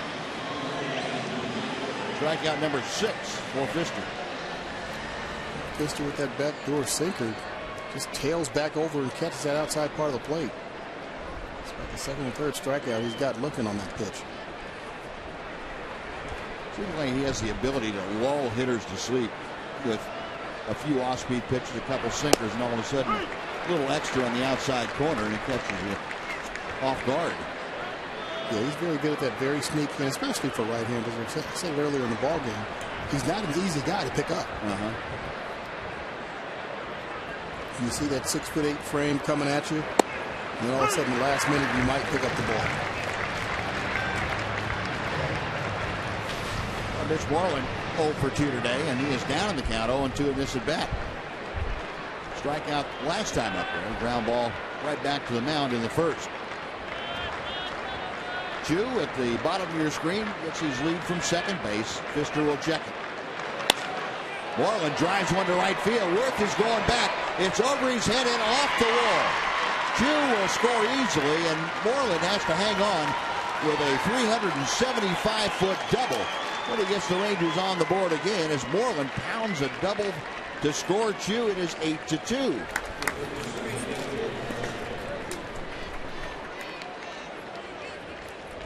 Nice piece of hitting by Moreland. Gets another. Pfister starting to hang, pitches a little bit more. Hung that breaking ball, and Mitch stayed with it and drove it to right field. That's a third ball we've seen now in this series hit off the wall or short hopped off the wall that hitters were held to singles. The ball getting out there pretty quickly, apparently carrying very well. So an 8-2 Washington lead. Adrian Beltre 0 for 2. He had a rip there and fouled it straight back. No balls, 2 strikes. As I was talking earlier about how difficult it is for right-handers to pick Pfister up, it's a little bit easier for left-handers. Even though they're blocked out a little bit more, that ball still comes outside when he gets to that release point, and left-handers can pick it up. And you see why one of the reasons it's so difficult for right-handers is because he's on the third base side of the rubber, and being 6'8", hiding the ball with those long arms, he's almost behind that right-handed hitter when he's coming to the plate for the delivery, and all of a sudden the ball's coming out of nowhere. Kind of crossfiring guys away from a right-hander's perspective. Right. 1-2 pitch. Adrian making a habit of fouling that ball straight down toward his feet.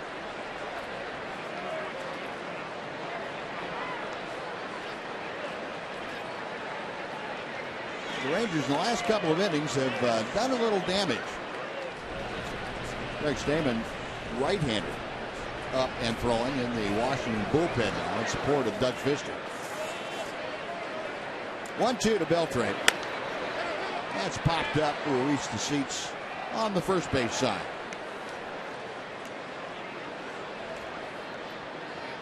And again, Adrian walking around with that smile all over his face. He is as good a competitor as anybody you'd like to meet, but he has as much fun as anybody you'd like to meet too at the same time. Yeah, I don't think anybody has more fun than Beltre. There's a high fly ball down the left side. The wind will push this back into the seats and out of the reach of any Washington Nationals. 1-2 still the count. Well, we'll take a look at the Budweiser pitching line this afternoon for Doug Pfister. He's given up just 4 hits. 3 of them have been doubles, however. And a couple of runs, 1 walk, 6 strikeouts, in 5 1/3. And he is at that 100 pitch level and just beyond it. 103, 104 coming up. Adrian Beltre waiting. Moreland the lead from first. And Beltre, chopper out to short. They get to second for 1. They return to first in time for the double play. Beltre got jammed a little bit and results in a 6-4-3 twin killing. Rangers get a run on 2 hits. Nobody left. Bottom of the 6th, 8-2 Washington.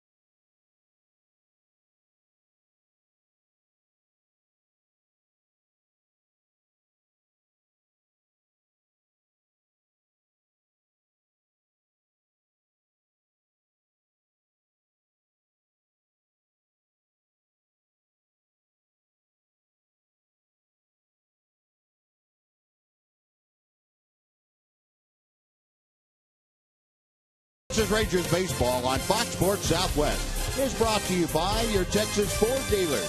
Take the EcoBoost Challenge to see why Ford is the best in Texas. And by a reminder from Budweiser, great times are waiting. Designate a driver.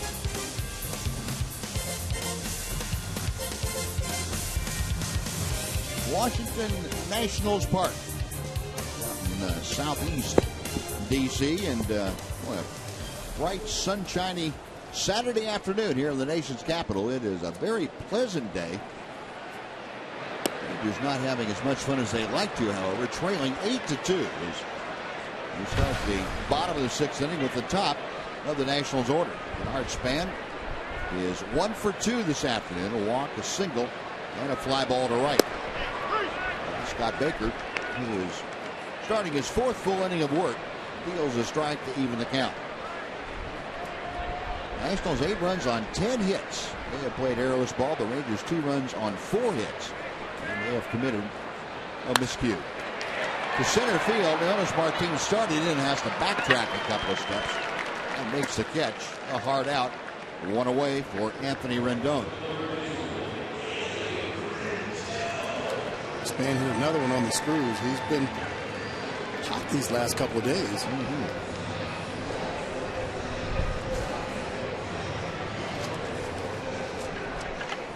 Rendon, a perfect afternoon. He is 3 for 3, a home run, 2 singles. He has scored twice. He has gotten things going pretty well for himself. He drives one to right center field. That is up the alley, cut off by Rios. He will hold Rendon to a long single. Well, that was a bullet out there that Rios playing that way, playing toward right center field, able to cut it off and hold it to a single base. Rendon 4 for 4. He's swinging the bat well, hitting the ball hard, not just dunking it in here, dunking it in there. He's hitting everything on the screws today.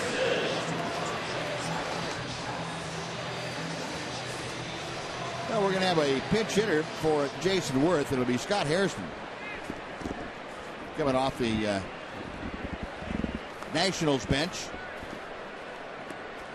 Worth will finish the afternoon 1 for 3 with an RBI and a double. And Scott Hairston, as a pinch hitter now, takes the first pitch, low and outside for ball 1. Hairston, a .421 average. No home runs, 3 runs driven in. Up there with Rendon at first base, 1 out in the bottom of the 6th inning. High drive, deep left field, down the line. If it's fair, it is gone. It is gone. A pinch hit home run for Scott Hairston, and that makes it a 10-2 Washington lead.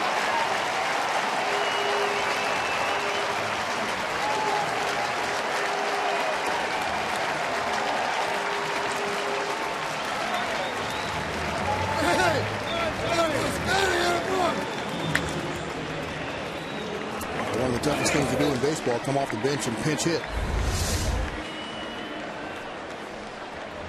Baker gives Hairston a fastball inside.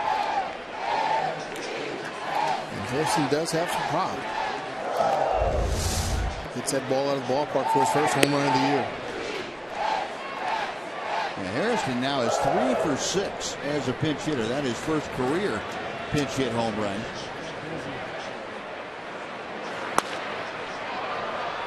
And a fly ball off the bat of Adam LaRoche to left field. Shin-Soo Choo toward the line, makes the grab. And that is out number 2. And LaRoche out, and that ruins his perfect day. He's now 2 for 3. Ian Desmond will be next. Now, just about everything that the Nationals have tried in this series has worked out perfectly for them, whether it be a pinch hitter, whether it be a starting pitcher, and whatever they need to have happen, they have gotten to happen. Fastball to Desmond inside for ball 1. Yeah, they haven't been swinging the bat well. We're playing good baseball. And you see how quickly things can turn around for any ball club. 1-1 the count. Yeah, it's you never know, and the more you see baseball, the more you realize that from one day to the next, it might as well be two completely different things. And what people tend to forget is that it all starts with one day, not 3 or 4 days, but it starts with one day. That one day can be any day to turn things around. Ron Washington, Tim Bogart looking down that lineup to see if we can find out, okay, if we do this now, it's going to change the whole thing around. We'll get this working the right way. Another foul ball from Desmond. The count remains a ball and 2 strikes. Find out which button to push to get that turnaround you're talking about, Matt. That's the $64 million question.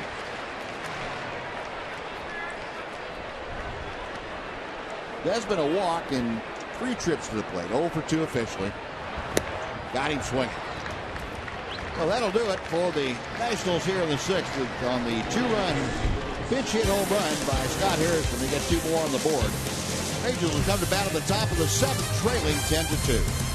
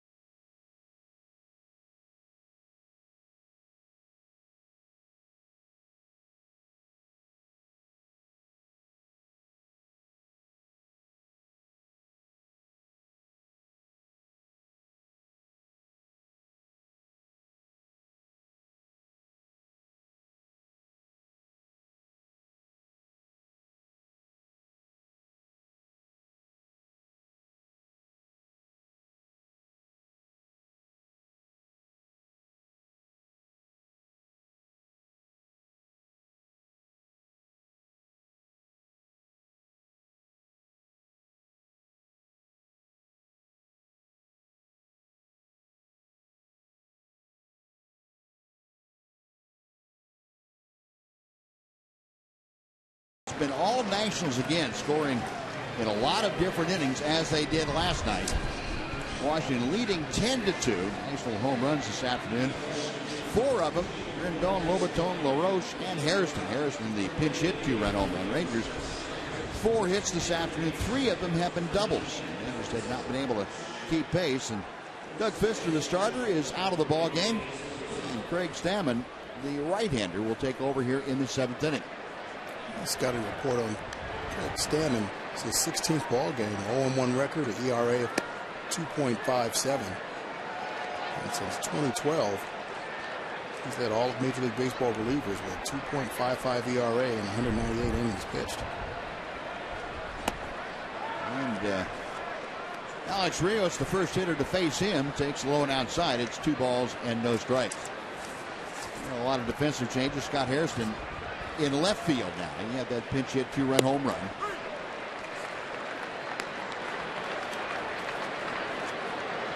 Kevin Franzen has come in to take over at second base with the starting second baseman Danny Espinosa moving over to short. Foul back, 2 balls and 2 strikes.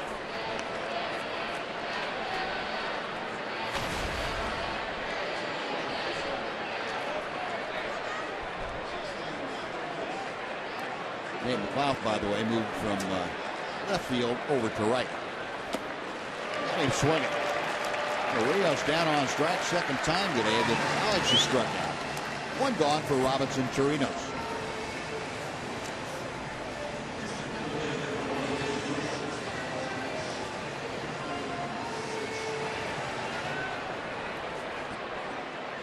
Chirinos will come to the plate. 0 for 2. Called out on strikes his first time. Last time up in the 5th inning, he was robbed on a great running catch up against the out-of-town scoreboard by Denard Span. Stammen throwing strike one. Chirinos at 221 with the average. 0-2. Stammen's a sinker slider guy. He's been very effective so far with these first 2 hitters. Throws pretty hard, 93, 94 miles an hour. Something you get away with, I think, as a reliever, Mac. You got that little short arm delivery. It looks like, got to look like to hitter, like the ball's coming right out of his ear. Didn't like those guys. I wouldn't think so. Hard to pick the ball up. It's hard to pick it up, and it's hard to get in the rhythm because it's not a normal windup. A normal release. We're used to guys getting out there and having their arm out here, and all of a sudden you have a guy that's coming in and looks like he's shooting from his hip. Yeah.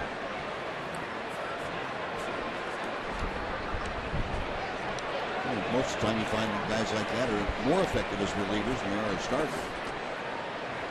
1-2 pitch. Another foul. There's certain guys, mechanics, like Stammen's one of them. I don't think as a starter he'd last. Too hard to come out and throw enough pitches to get you through 5, 6, 7 innings with that kind of mechanics. But he can come out 3 out of 4 days or 3 out of 5 days and do that for 20 pitches without a problem.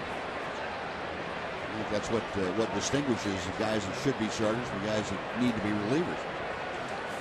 Another 1-2 pitch and another foul ball.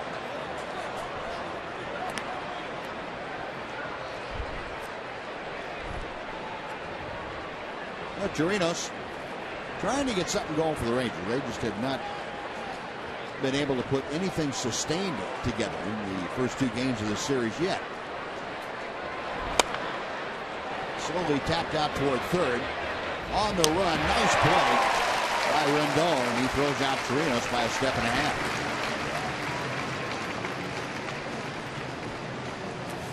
Two gone. A quick reminder, we'd like to invite you to join us at On the Border for dinner every Tuesday night now through August the 26th, and enter to win free Rangers tickets and a VIP experience. Just visit otbfanzone.com to get more details at that site.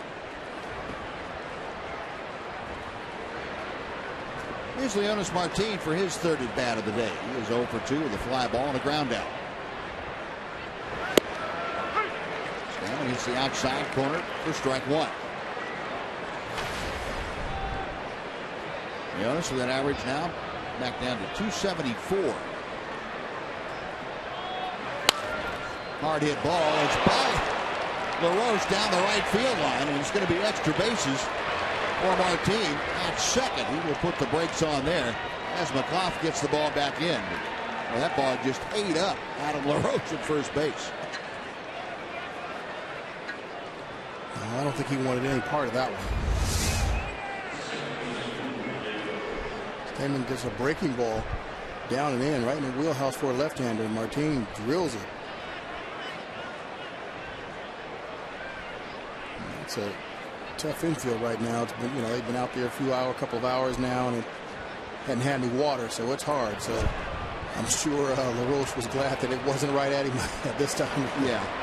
Well, if you could read his mind, it was probably, we're ahead 10-2. I don't think I'm going to sacrifice anything for that. No. Well, the Rangers' 5th hit, 4 of them have been doubles today. A swing and miss by Rougned Odor with 2 outs. It is 0-1. Odor has one of those doubles. It was an RBI 2-bagger back in the 5th inning.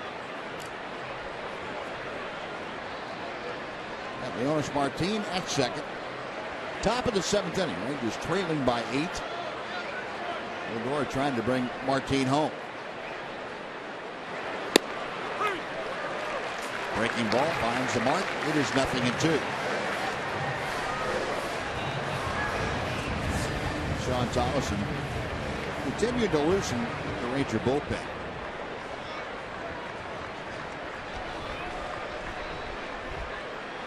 Oh, 0-2 as Stammen gets set. got him swinging. Fouled into the glove of Jose Lobaton. That'll do it. Chapman gets a couple of strikeouts, works around a 2-out double. It's stretch time in Washington. The Nationals 10 and the Rangers 2.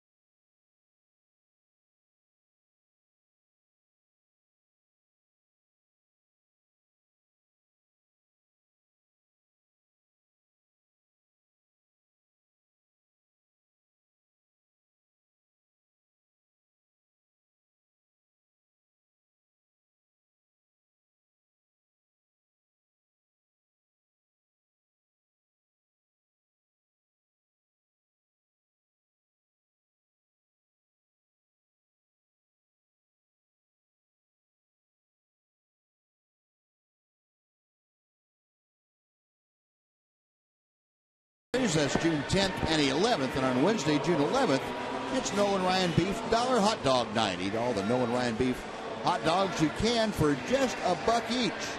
Don't wait. Get your tickets now at TexasRangers.com. There's some changes for the Rangers as we head to the bottom of the 7th inning. 10-2, the Nationals on top. Scott Baker back out to the hill. Baker's been on since the 3rd. He'll face Nate McLeod to begin things. First pitch is hit high in the air and pulled foul back into the seats down the right side. It is 0-1. A new third baseman behind Scott Baker. Donnie Murphy will give Adrian Beltre the rest of the day off. And Daniel Robertson takes over in right for Alex Rios. Baker's next pitch. Tried the back door and found the lock was on it. 1-1. McLeod today 0 for 3. A couple of ground outs and a line drive to right. He takes strike 2.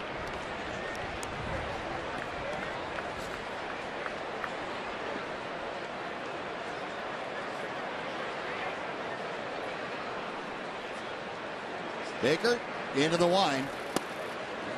Tried the inside corner. Didn't miss by much, but it evens up the count. 2 balls, 2 strikes. And the Nationals, again, pummeling the Rangers here this afternoon. 10-2. It's 10 runs on 12 hits for Washington. Ground ball to first base, and Mitch Moreland will do the honors himself to the bag. That is out number 1. Well, before Danny Espinosa comes up, let's take time for a Mazda game break with Aaron Hardigan. Aaron.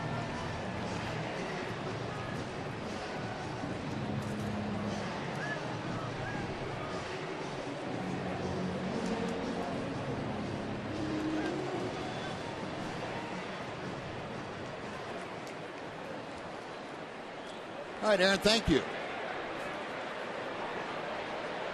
1 out here, and Danny Espinosa at the plate takes just a bit outside for ball 1. Espinosa had a double and a run scored in the 2nd inning. Since then, he has struck out both times that he has faced Scott Baker. Baker with 5 strikeouts in his 4 innings of work. Pitch foul back.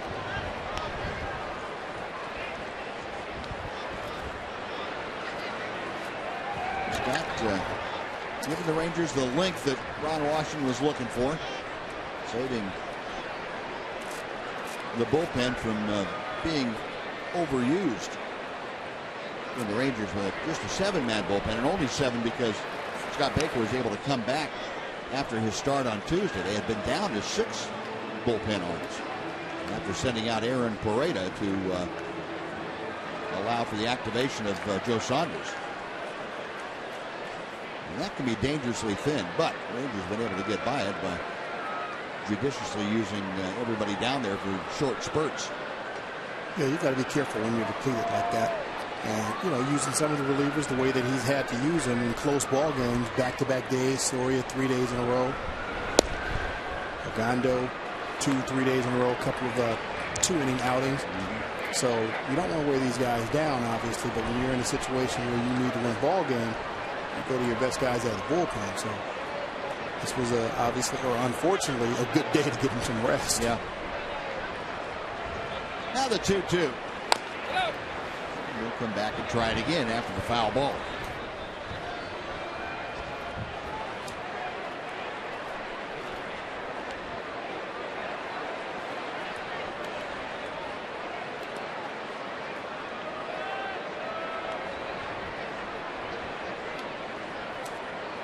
Baker with a new baseball, back up on top for pitching rubber.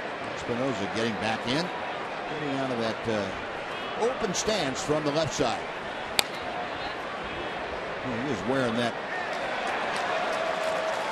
screen out in front of the Nats dugout. That has saved a lot of dental bills and a lot of headaches too. Can't believe that hasn't always been there.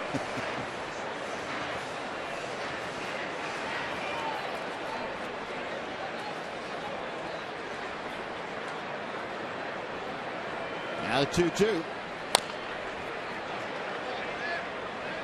Baker keeps running it inside. Espinosa keeps fighting it off foul.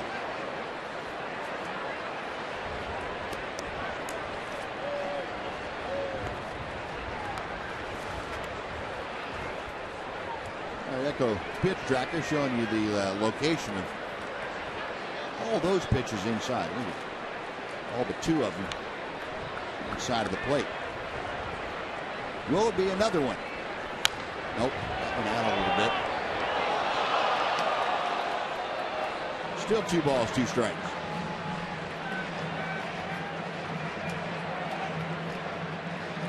Nationals last night, 9 runs on 15 hits. They have put up 19 runs on 27 hits in this series. Now the 9th pitch of the at-bat coming up. Into and out of the glove of Robinson Chirinos. And there will be a 10th pitch.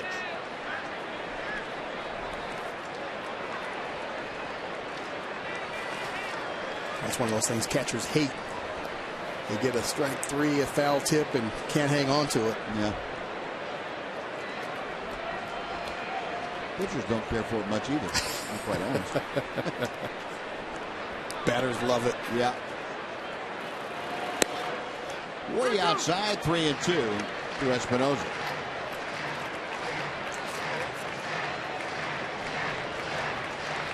The 1-out base is empty, and Scott Baker trying to make sure it stays that way. 80 pitches today, and season high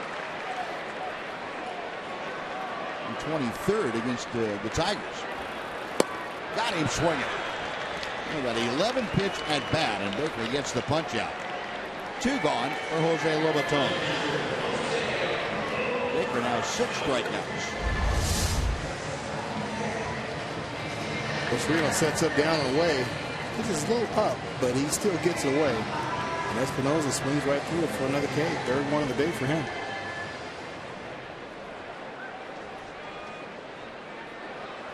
Here's Lobaton, who is 1 for 3, and that one, though, a big 2-run home run back in the 2nd inning. 0-1 the count. Lobaton now with a couple of home runs. He has driven in 10. Batting average at .231. gets fisted and fouls it straight back and out of play. No balls, 2 strikes.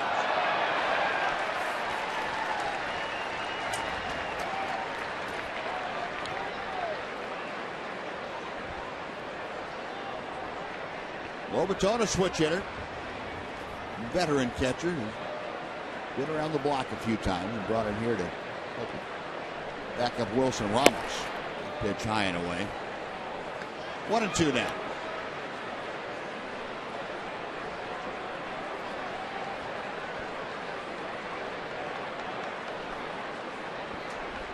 Scott Baker reading the signs, the right-hander. Comes back to the plate. And swinging, strike 3. Baker gets a couple of strikeouts in the inning. It's a 1-2-3 frame. We have finished 7 in our nation's capital. It's the Washington Nationals 10 and your Texas Rangers 2.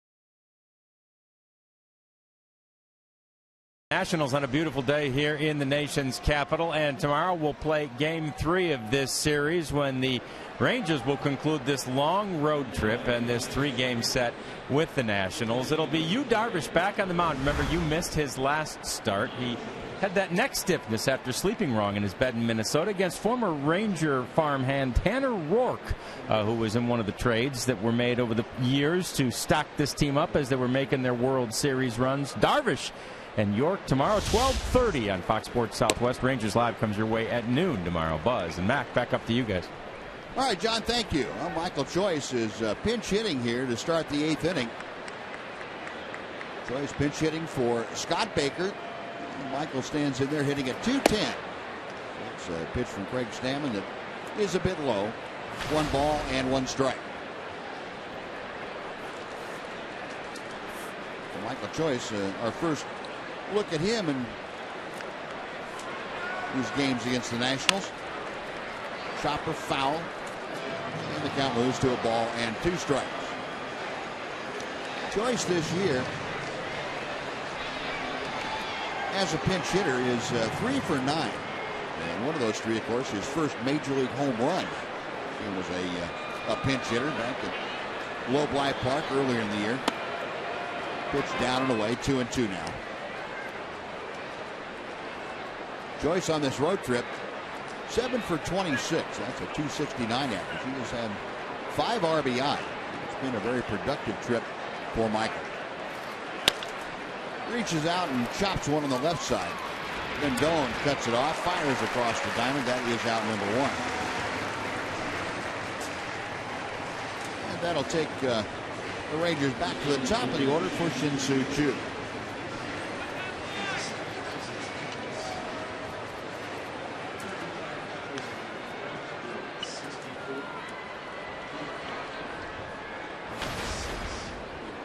Choo doubled and scored his last time up. That was in the 6th inning. He's 1 for 3 today. That batting average back up to 291. It takes Craig Stammen's pitch down for ball one. And now the attendance had fooled me. 35,164.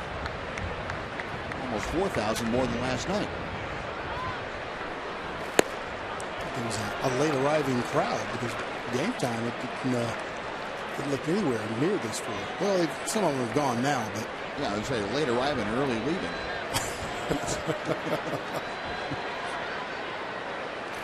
They came by to get their refreshments and took off. Saw the Nationals score 7 quick runs in the second and fourth innings, and that's enough. 2-1, the count to Chu. Stammen back to the plate. Check swing strike anyway. 2-2.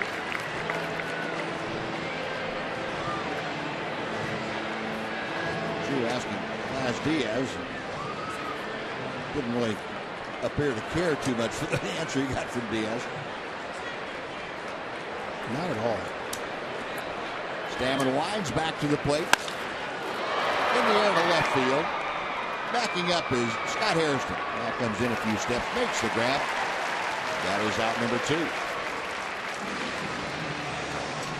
Time for you to take a look at our selection for the AT&T fan photo of the day. Again, our thanks to the folks at AT&T for making all this possible. Today's selection comes from David. A good shot there. Is that one of those humongous? Oof. It looks like it. Whatever it is, it's very large. That's great. It's got its own carrying case. It's perfect. Thanks, David. We appreciate that. And I'm sure you'd appreciate that too at the ballpark. One of the great new offerings out there for the refreshment inclined. 2 outs here in the Ranger 8th inning. And Elvis Andrus, who is 1 for 3. He was in there against Craig Stammen. Pitch outside. 1 ball and 1 strike. Elvis, a 4th inning double. That was sandwiched in between a ground ball to third and a strikeout. Rangers just 5 hits today. And 4 off of Doug Fister in 6 innings. That was back up the middle, but that's exactly where Stammen was stationed after his follow through. And that'll do it. Rangers out in order. We have finished 7.5 in Washington. The Nationals 10, the Rangers 2 on Fox Sports Southwest.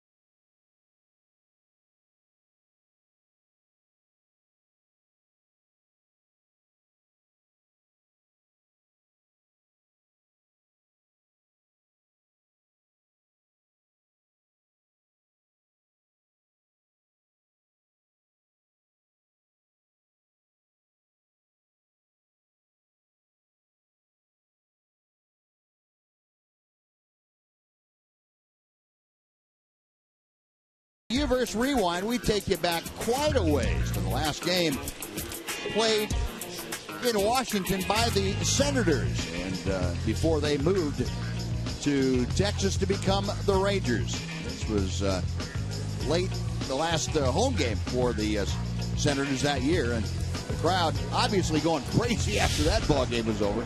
Well, it was kind of a melee around the ballpark then. Huh? Incredible. People just going everywhere.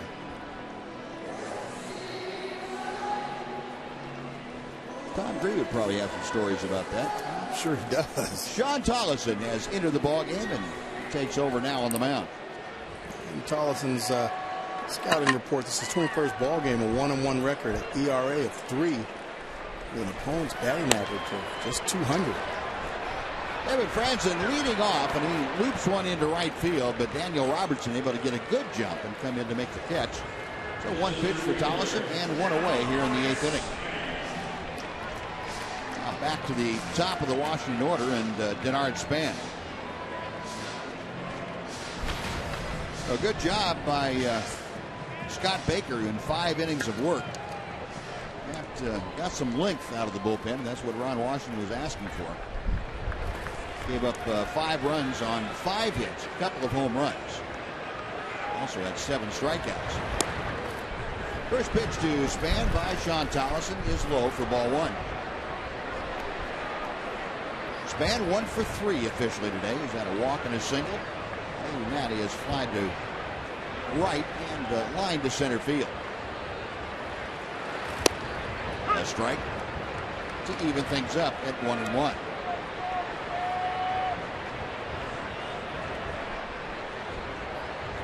One walk also on Scott Baker's ledger this afternoon. Tollison back to the plate. Hard hit ball knocked down by Moreland. Bobbles it underhands to Tollison and makes the play. Mitch was going to take off to first base before he had the ball. Said, "Oh, I forgot something." So we'll try that again. Well, with 2 outs, let's go back to the studios in Dallas-Fort Worth for a preview of the Rangers Live with Aaron Hardigan. Aaron?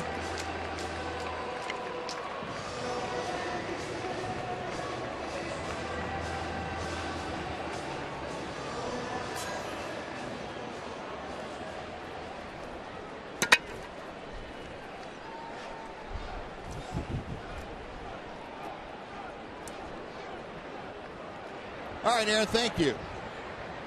Anthony Rendon, the third baseman, takes a strike from Tollison.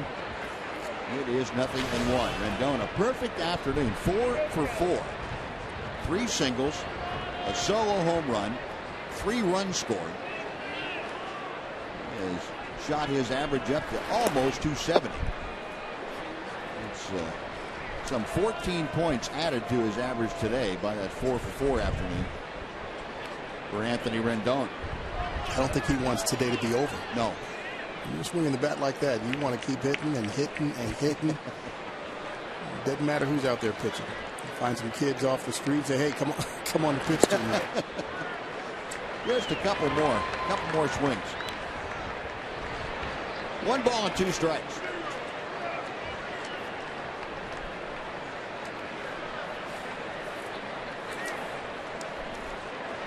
Tollison okays the sign. Got him swinging. No, Sean Tollison gets a strikeout in a perfect 1-2-3-8. We're going to the 9th inning. Rangers have some catching up to do. They trail 10-2.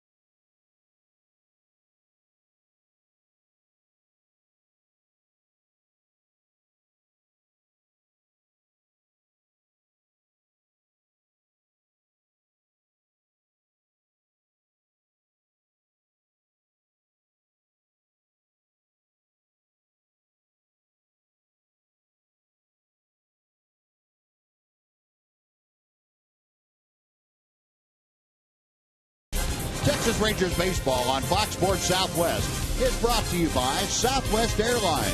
Find Southwest Airlines fares online only at southwest.com. By AT&T UVerse TV. Check availability at 1-800-PICK-ATT. Rethink possible. And by your Texas Ford dealers. Take the EcoBoost Challenge to see why Ford is the best in Texas. The Navy Yard right down the street from Nationals Ballpark. The ballpark today hosting a nice crowd of over 35,000. A lot of sunshine befalling the patrons here at Nationals Park. And Jerry Blevins, big left-hander, 30 years old, is on now to work to the Rangers in the 9th inning. The first pitch to Mitch Moreland is strike one.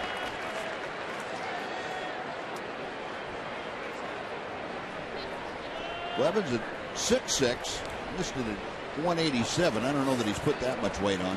No. He is a long, tall drink of water. 0-1 to Moreland. Mitch takes it outside.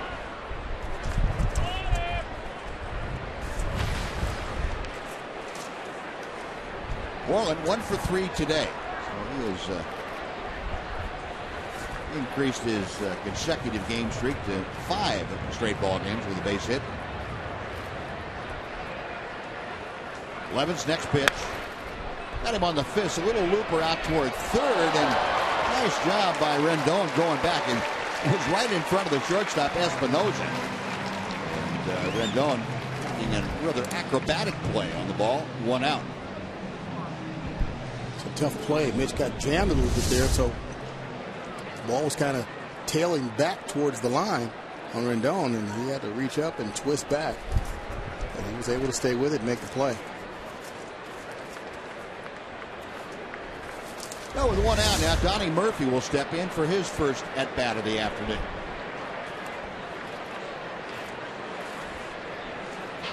Blevins' pitch to him is off the outside corner. 1 ball, no strikes.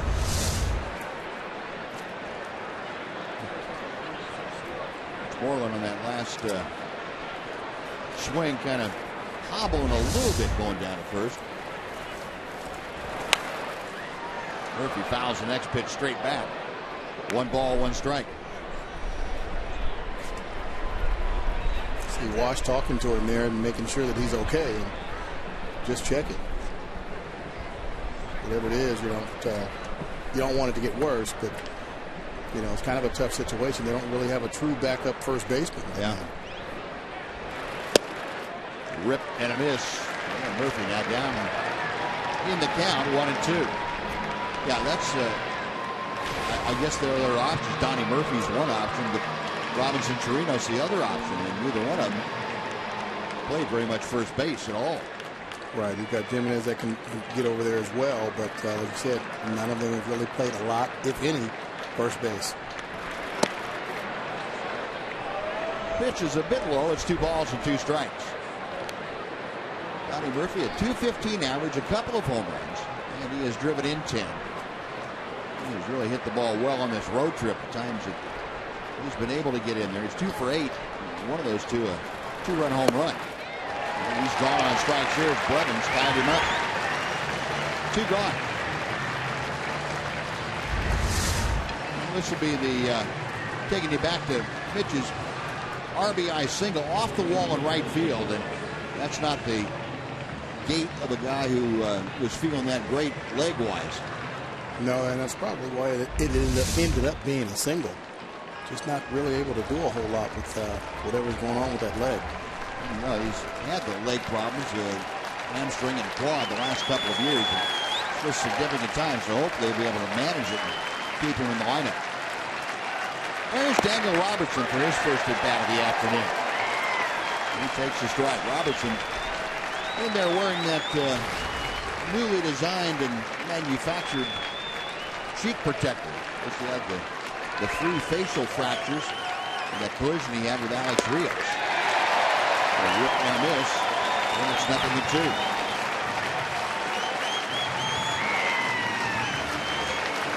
This is the first at bat that Daniels had since that collision happened. And you take all the batting practice you want, but I would think when you get back in there against live pitching, guys trying to get you out, it changes a bit. It does change, and having that protector there, that's a pretty big adjustment. A little looper foul that will reach the seats on the right side. Still no balls and 2 strikes. Robertson for the season hitting 150. He's got 1 RBI. He scored a couple of times also.